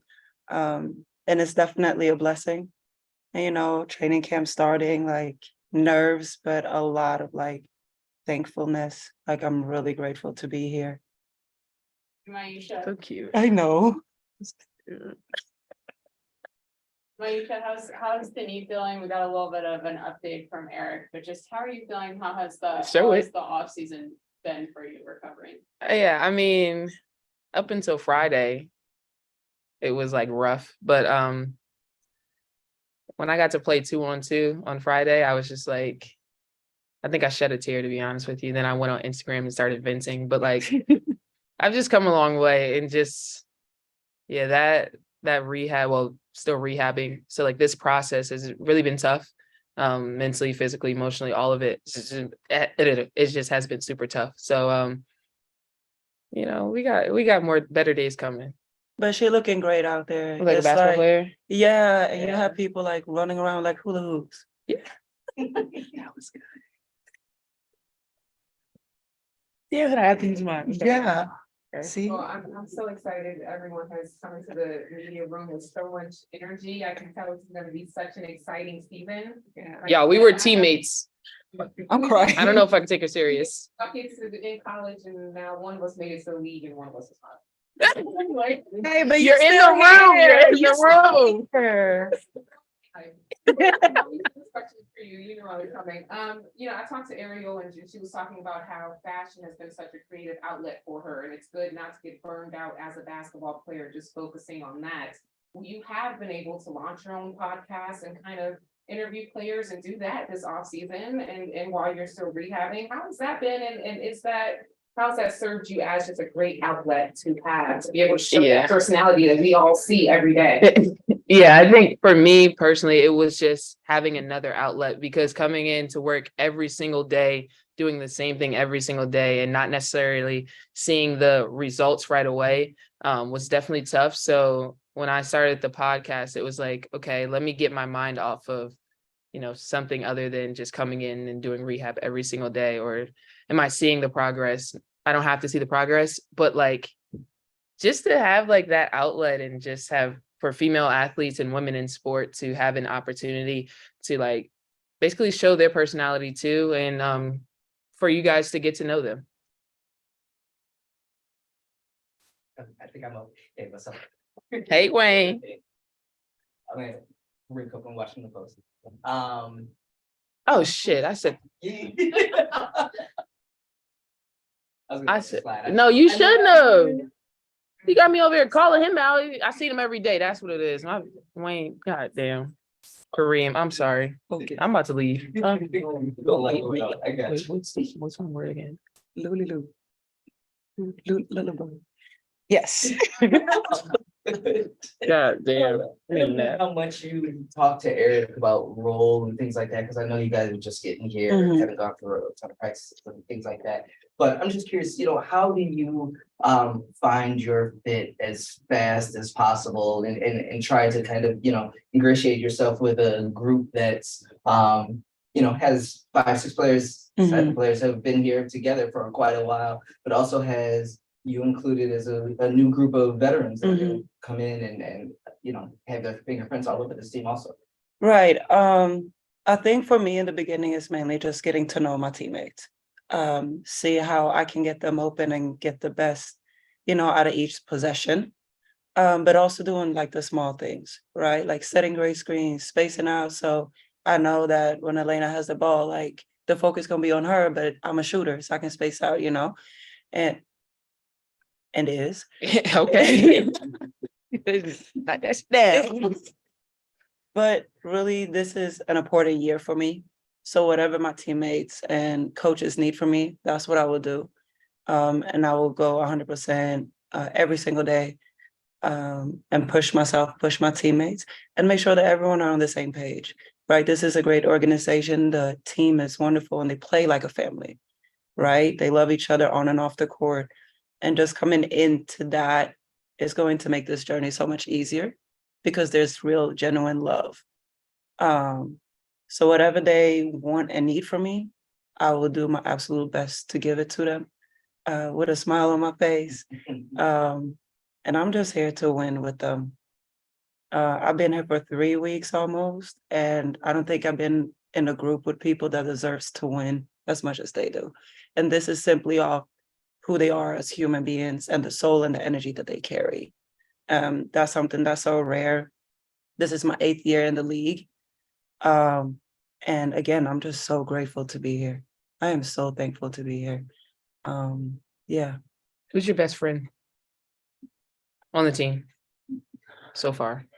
Okay, but like a new best friend, or yeah, because not my the dogs 7 that came you have. with me from the Not other side. okay, yeah. Okay, you not honey the bun. thank you. Yeah, Thank you. and she already working my nerves, bro. Got to. Just one more thing. I cannot believe I fucked up like that. And I'm so again, sorry. huh? You cussing? Use yours. Still pay for the fine.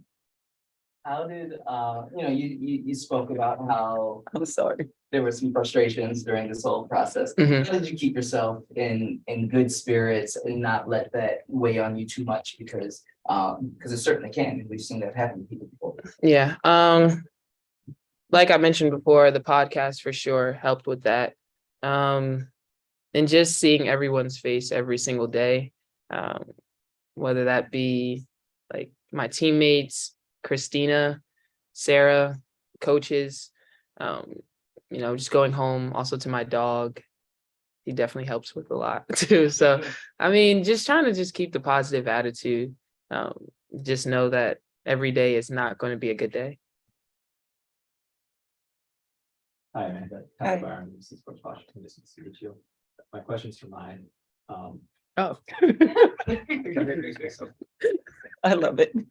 I like the leather jacket too. Oh, thank It's you. cute. No, Yeah. okay. You see? I just have to wink. I'm not looking at you. With the rehab this off, Mhm. and it's never great to have resources in this situation, but obviously you have Elena that's gone through a huge rehab process Yeah. before, and you have former teammates with Alicia and other members of this team as well that's gone through a similar process. Have you been able to pull from them at all and kind of? No, with yes. their journey? I'm gonna stop you right there. Yes, I pulled from Elena. I pulled from AC actually too. Stu has been helping me a lot.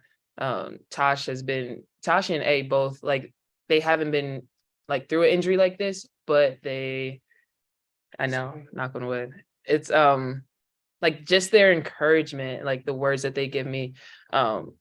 So I mean, everyone from top, I mean, as soon as she stepped in, she came here, like she asked, like, oh, like what was wrong? Like she didn't know anything was wrong. I told her, she was like, girl, you look good. And then like after that, she like tells me every single day, girl, you're looking like a basketball player. So just having teammates who care, and like the support staff too, who care and then just want to see me get better.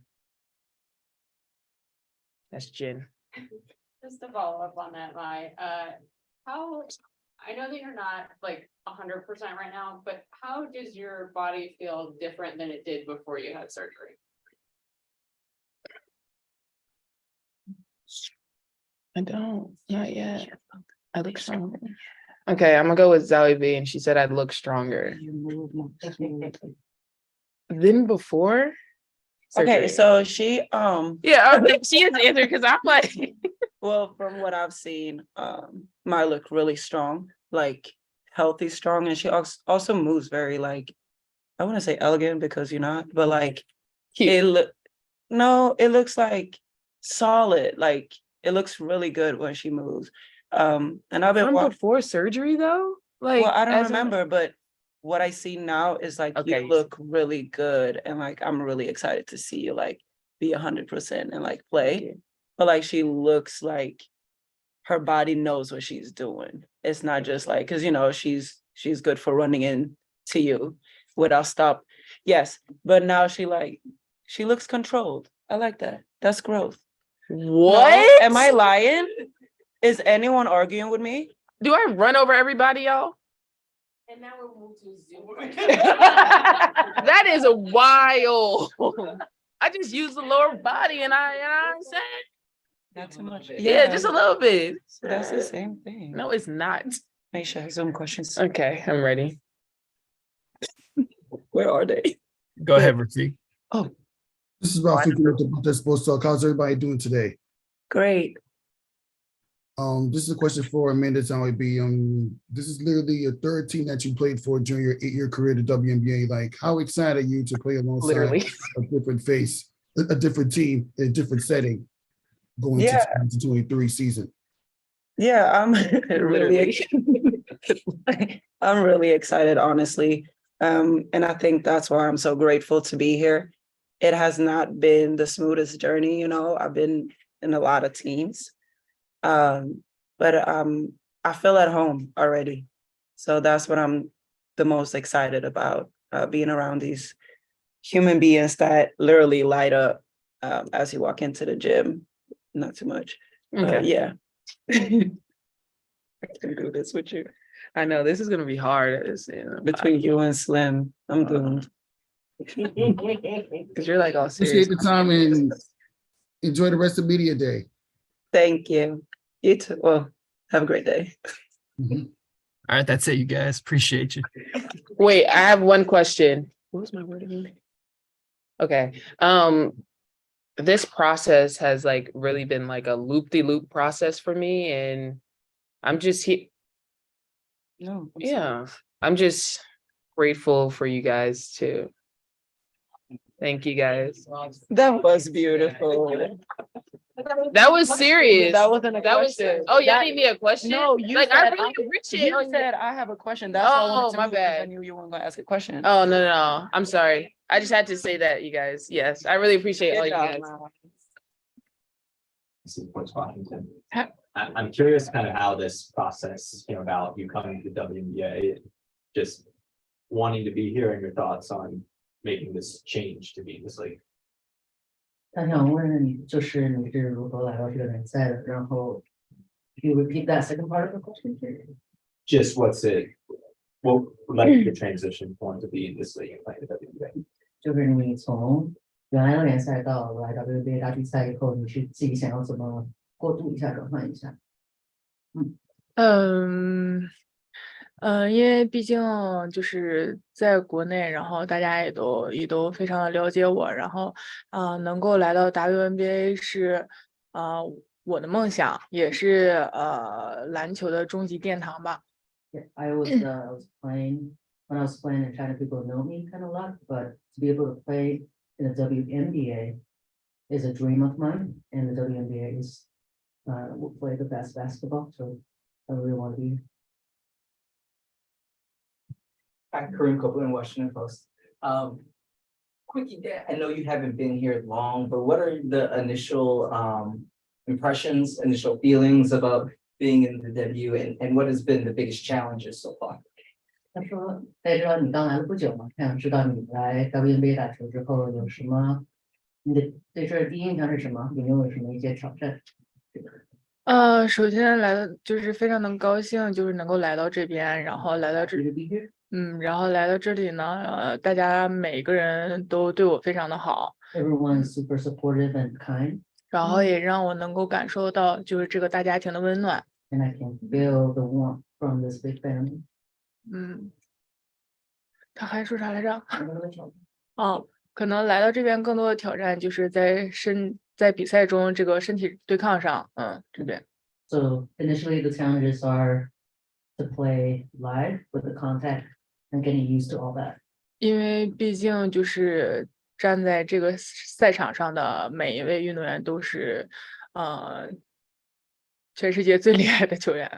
Because all the players that plays in the WNBA are the best of the world. So. 虽然我们在国内吧，已经征战了很多年，但是来这边也是第一次，也是属于一个菜鸟级别的，就是第一个经历吧。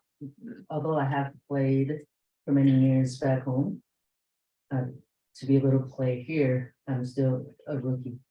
但是不管怎么样，我们都会全力以赴，然后也带着中国女篮的这个精神，然后在这边发挥自己的优势。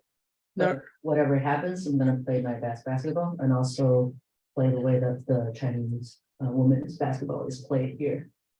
然后帮助这边的球队，然后取得一个更好的成绩。And then to help the Mystics perform better, to do whatever I can to help the team.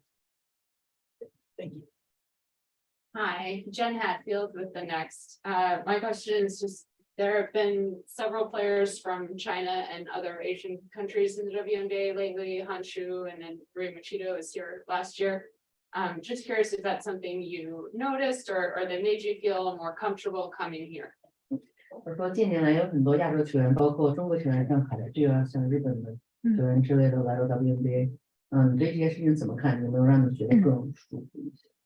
我觉得就是真的很高兴，就是能够有更多的这种国际化的球员，然后来到这种级别的比赛中，也是更多的是提高自己，然后从这边学习到更多的东西，然后带回去，然后跟他们一起分享，一起进步。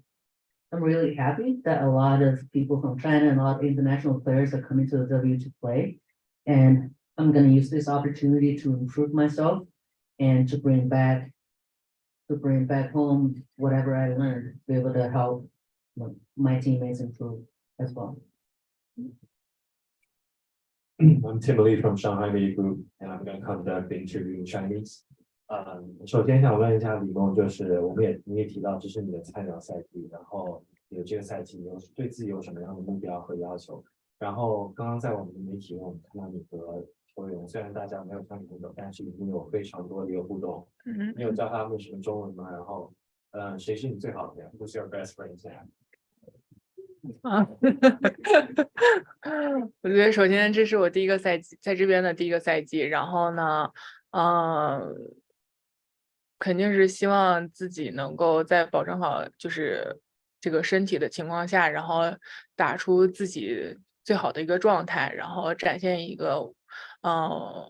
现自己最好的能力吧，然后也是更多的能够把自己做到最好，才能够帮助队里。然后虽然跟这边相处不久，但是相处下来，就每个人都非常非常的好，然后非常的喜欢我吧。然后每天呢也跟他们教他们一些中文，比如说你好啊，然后吃饭呀，或者是这些再见啊，包括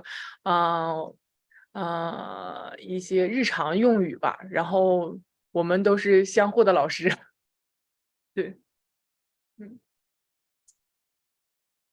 Hey, hello, I'm Charles from Grace Kansas Sports. 我的问题也用中文讲过。就是马上我知道 Kristi 有一个比赛要跟自由人他们一起打，所以跟其他的中国球员在美国的，你有私下交流吗？然后你有什么期待吗？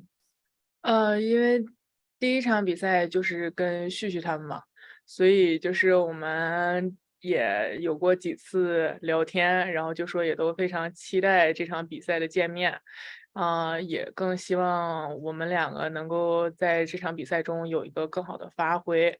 然后现在我们俩就是也都在做的就是把这个前面的这个训练营，然后让自己做得更好，调整到一个好的状态，然后去迎接后面的比赛。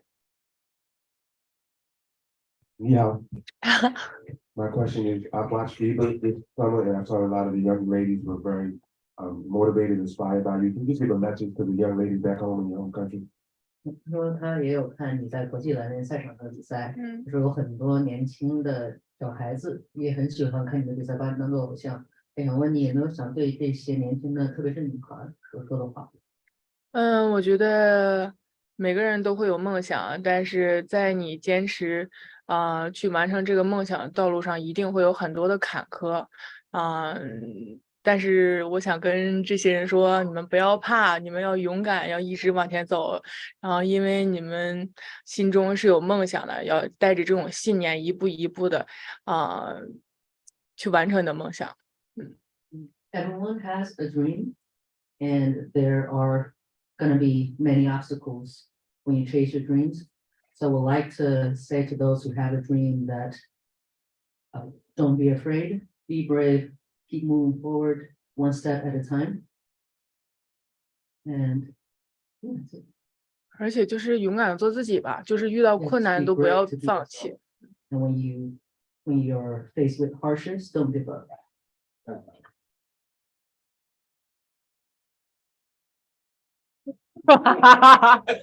他疯了，他疯了，他疯了。Hi, this is Chen Kai from Show, so I'm going to ask this question in Chinese as well. So, 你们一些中国粉丝们想了解一下，就是你跟你的偶像詹姆斯会有机会在未来有联动吗？因为大家都现在也都知道了，我在跟他是同一个经纪公司嘛，所以我觉得这个离这个互动应该不会太远了。然后我也会非常努力，然后做好我自己，把我自己变得更好，才会离他更近。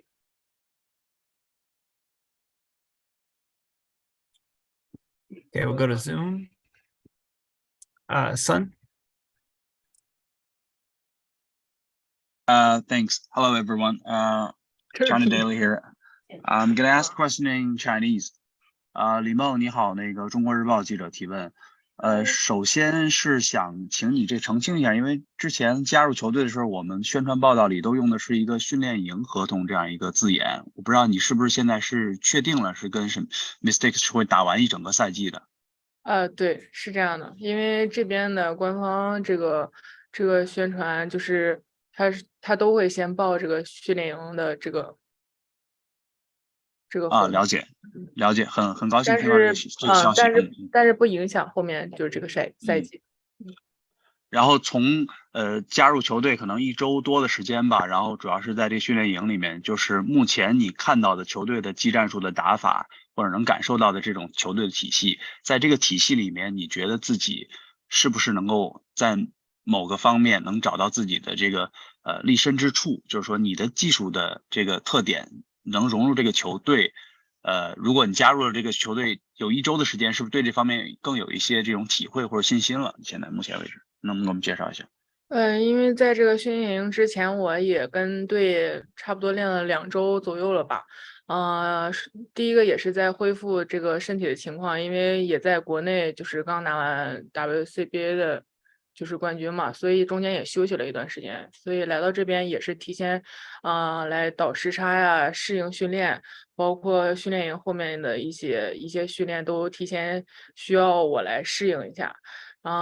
既然我觉得队伍能够非常坚定的选择我，然后让我就是来到这个队伍吧，他们一定是也是观察了我很久，然后结合了我的个人特点，最后选择我，所以，我也会在这个队伍就是做一些，教练就看教练希望我做就是做什么吧。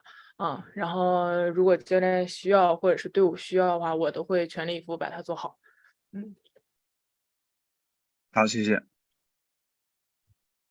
Prima. Hello, I'm from the paper in Shanghai. I will also ask in Chinese. 李梦你好，我想问一下，其实你刚才有提到说，就是可能教练如果需要你做什么，你都会尽量去完成。那想问一下，可能来到这里这段时间，有没有跟教练沟通过可能自己未来的角色，然后说在适应美国生活的这段时间，可能不管场上场下，你会不会给自己可能定一些小目标啊，然后一个一个去实现它这样？谢谢。因为来到这边时间还很短嘛，然后就是队伍今天也算是训练营的第1天，可能后面陆陆续续一些工作会都进行起来，所以在前期我们还都是更多的是以恢复为主，然后熟悉一些技战术，然后对于技战术这些，我觉得也跟我的这种打法也都比较符合，所以我在对于就是跟队伍融合的这一方面还是比较顺利的。然后至于这个目标呢，我觉得不管是在哪儿打球，首先还是要先保证身体的健康，然后其次就是，也打了这么多比赛吧，希望不管是站在哪个舞台上打球，都希望做最好的自己。还有一个问题就是，可能在适应的过程中，刚才你也包括讲到了，跟球队的整个战术体系比较融合。那可能你自己觉得来到这里这段时间，在训练之后，可能需要在未来一段时间去着重补足的一个地方是哪里呢？谢谢。这个后面教练会给出一份计划，就每个人都有一份就是特殊的个人计划，所以后面也会拿到这个计划之后，全力以赴的去完成这个任务吧。Okay, thank you. All right, that is it. Thank you. Thank you. You really want to know?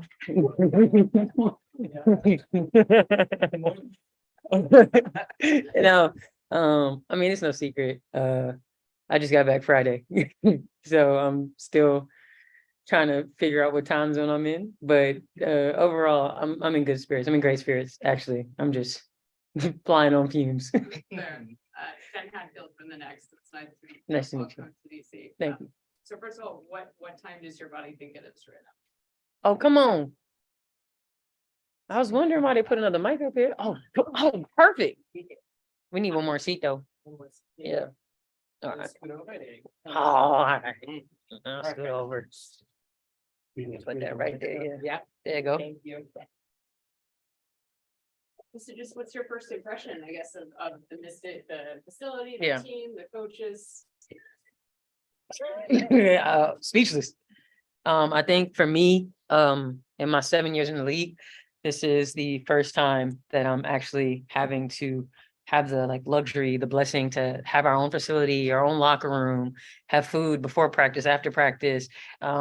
It may seem like little to other people, but that's huge to us, especially in the WNBA, because not every organization has what the Mystics has, and that's what really separates them from the pack when it comes to just being a professional athlete. So I'm just happy that I'm in a place where I could feel like a pro and be treated like one as well.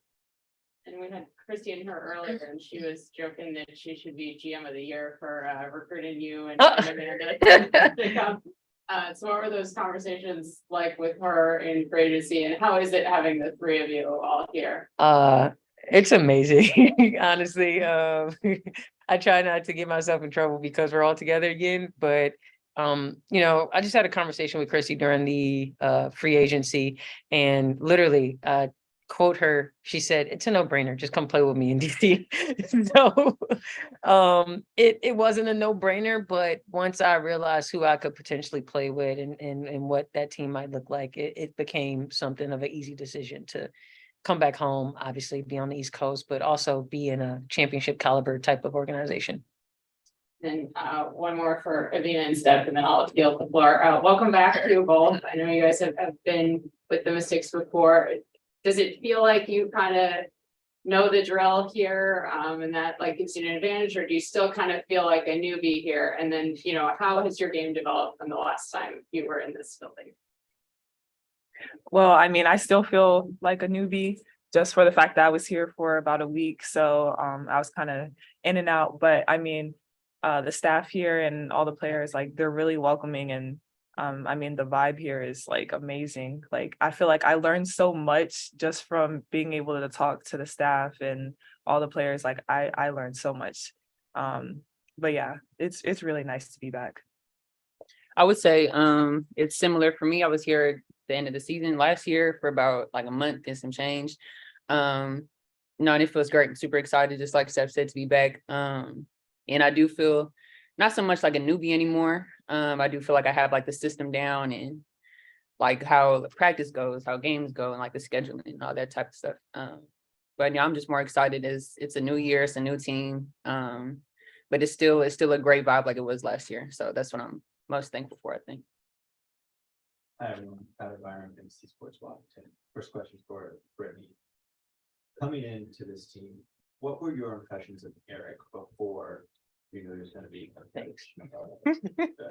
you're even going to be a part of the Mystics organization?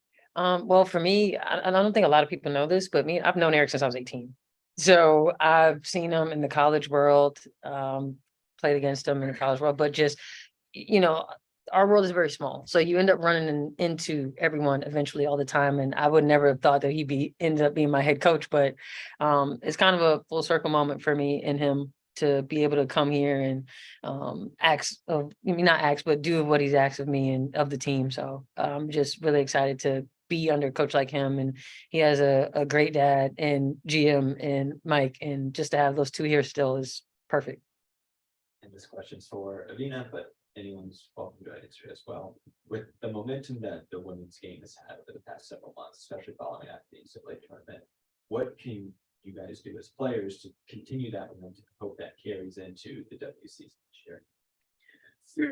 I think one thing that I really noticed when I got to the league was how much of an impact the older players have made, especially for a young player like myself coming in. Even when I was in college, it seemed like just in social media, for just them speaking out for women in general, they really paved the way for us, for younger players like myself coming into the league, and we have certain things that they didn't have when they got to the league.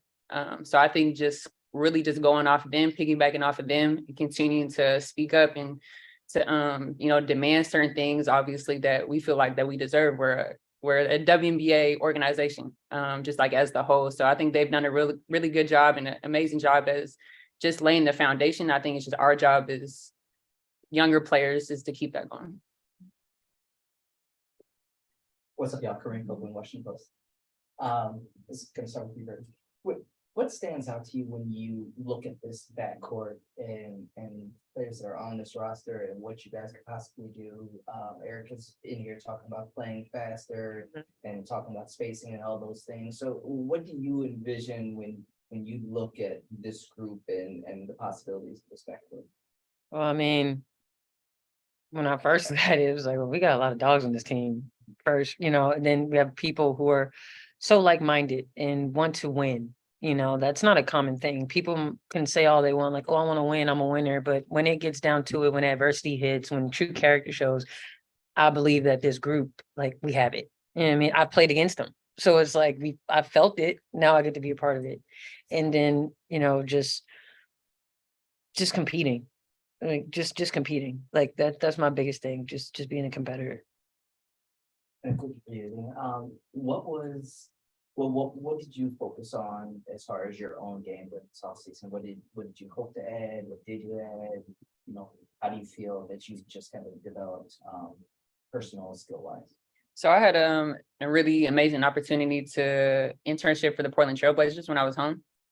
So I was doing basically all of my trainings and my workouts there with their people and their coaching staff, their player development people used to work for the Wizards. So it kind of just worked hand in hand. They knew the people here. So I was in contact with our assistant coaches here, just making like a foundation or a plan for me.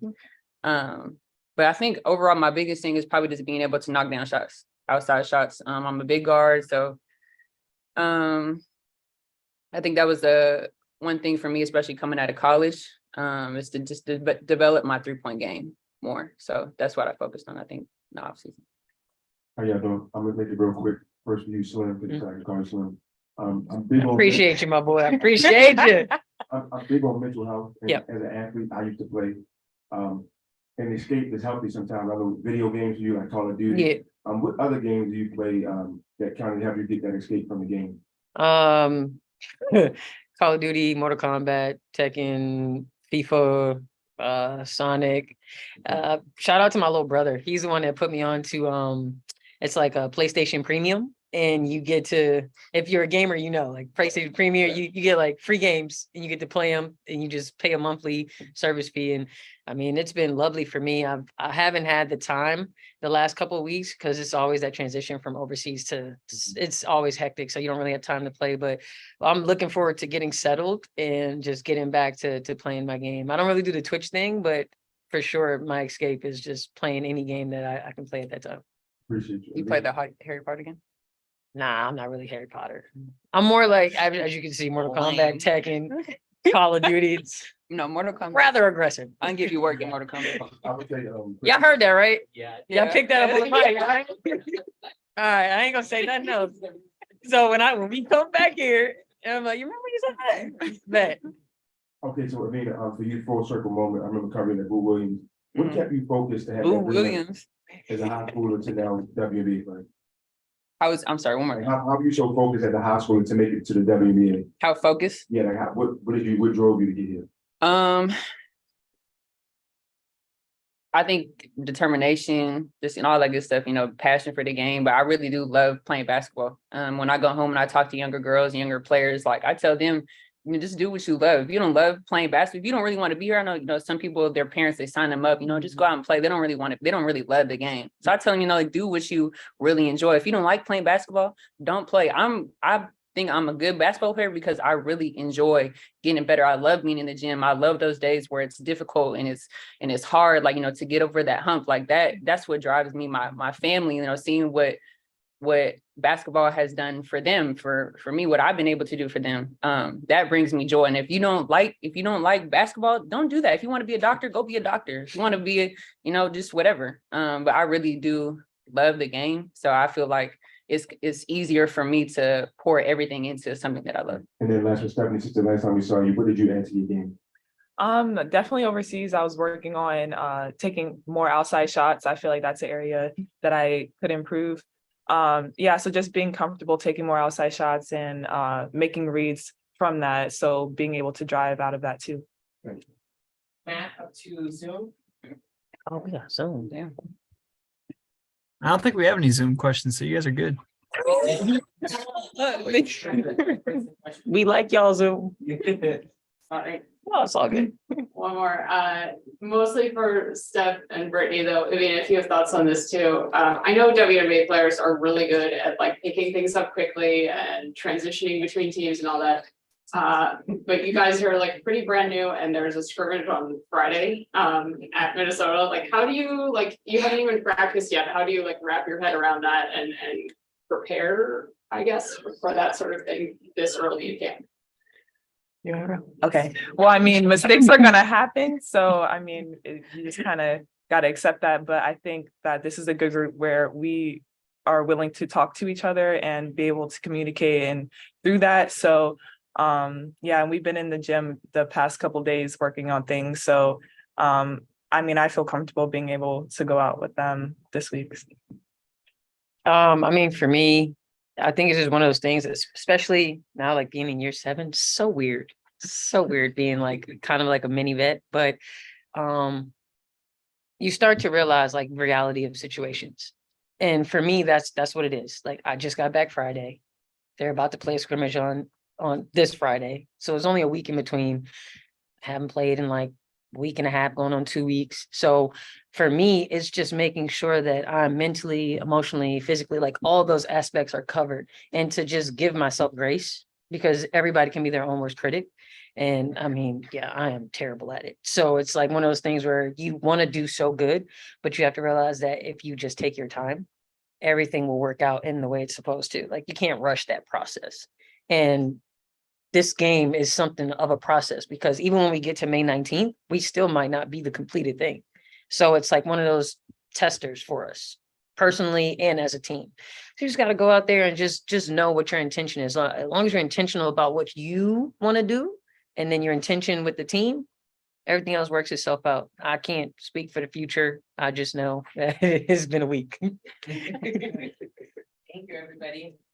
Yeah, thank you. That's it. All right. Good. How you doing? Okay, Jen Hatfield with the next, good to see you again. So I was asking Shatori about all that went down with the 6 players in Israel over the off season. I know Shakira was getting buckets, Shatori was getting triples, you were playing really well. Just what can you tell us about the competition overseas in Israel, and what you saw from those two and what you were working on? Israel it was nice. It was a good time. Basketball wise, of course, us 3 going against each other, 3 different teams, and me and Alicia Jenkins Nudie, she was on my team.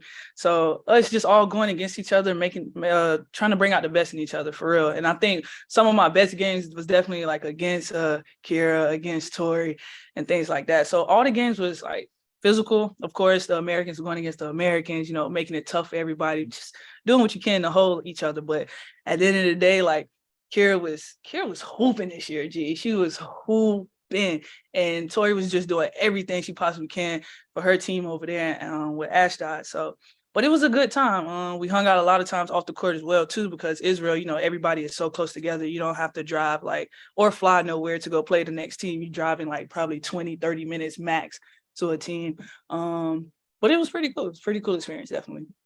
There like trash talk going on, like is Shakira like? Oh yeah, of course, of course, there's trash talk going on, but you know, it's all funny games. You know what I'm saying? Because when we inside those lines, of course we competitors, but when we step off the court at the end of the day, you know, that's my homie. You know, things like that. But it's all good, fun, clean energy though, for real.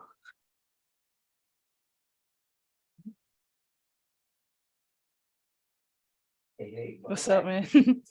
What was the internal focus for you? What specific parts of your game did you want to work on and kind of further develop this summer? Definitely shooting. I was definitely top 3 in 3-point shooting over there in Israel. And then just being a complete player, playing both ends of the floor consistently. And then just making my teammates better, helping the Israelis to get better, you know, giving them the ball when I have 2 people coming at me. So just expanding my game in different ways, seeing the court more, you know, attacking the basket, of course. I've always done that. Just being physical, playing with my athleticism, and, you know, just being me. Just being me. What's it like walking back into this building? There's been changes, but there's like also not a lot of changes. You know, the chorus got still here. Eric's got a different role, but still Eric. New vets kind of coming in. I'm just curious from your perspective, and I know, lots of y'all just got here, so it's not like you've had a week of practices, but just kind of what's the vibe and the mixture of the new and old around here these days? The vibe has been good. I've been here for 2 weeks now, just working out with the team. What up, Kira? Here, so I don't get burned. For sure. But no, the vibe has been good though. Everybody's gelling, everybody's bringing good energy, great vibes. Big dog right here, coming fresh off the plane with the MVP, you know what I'm saying? So,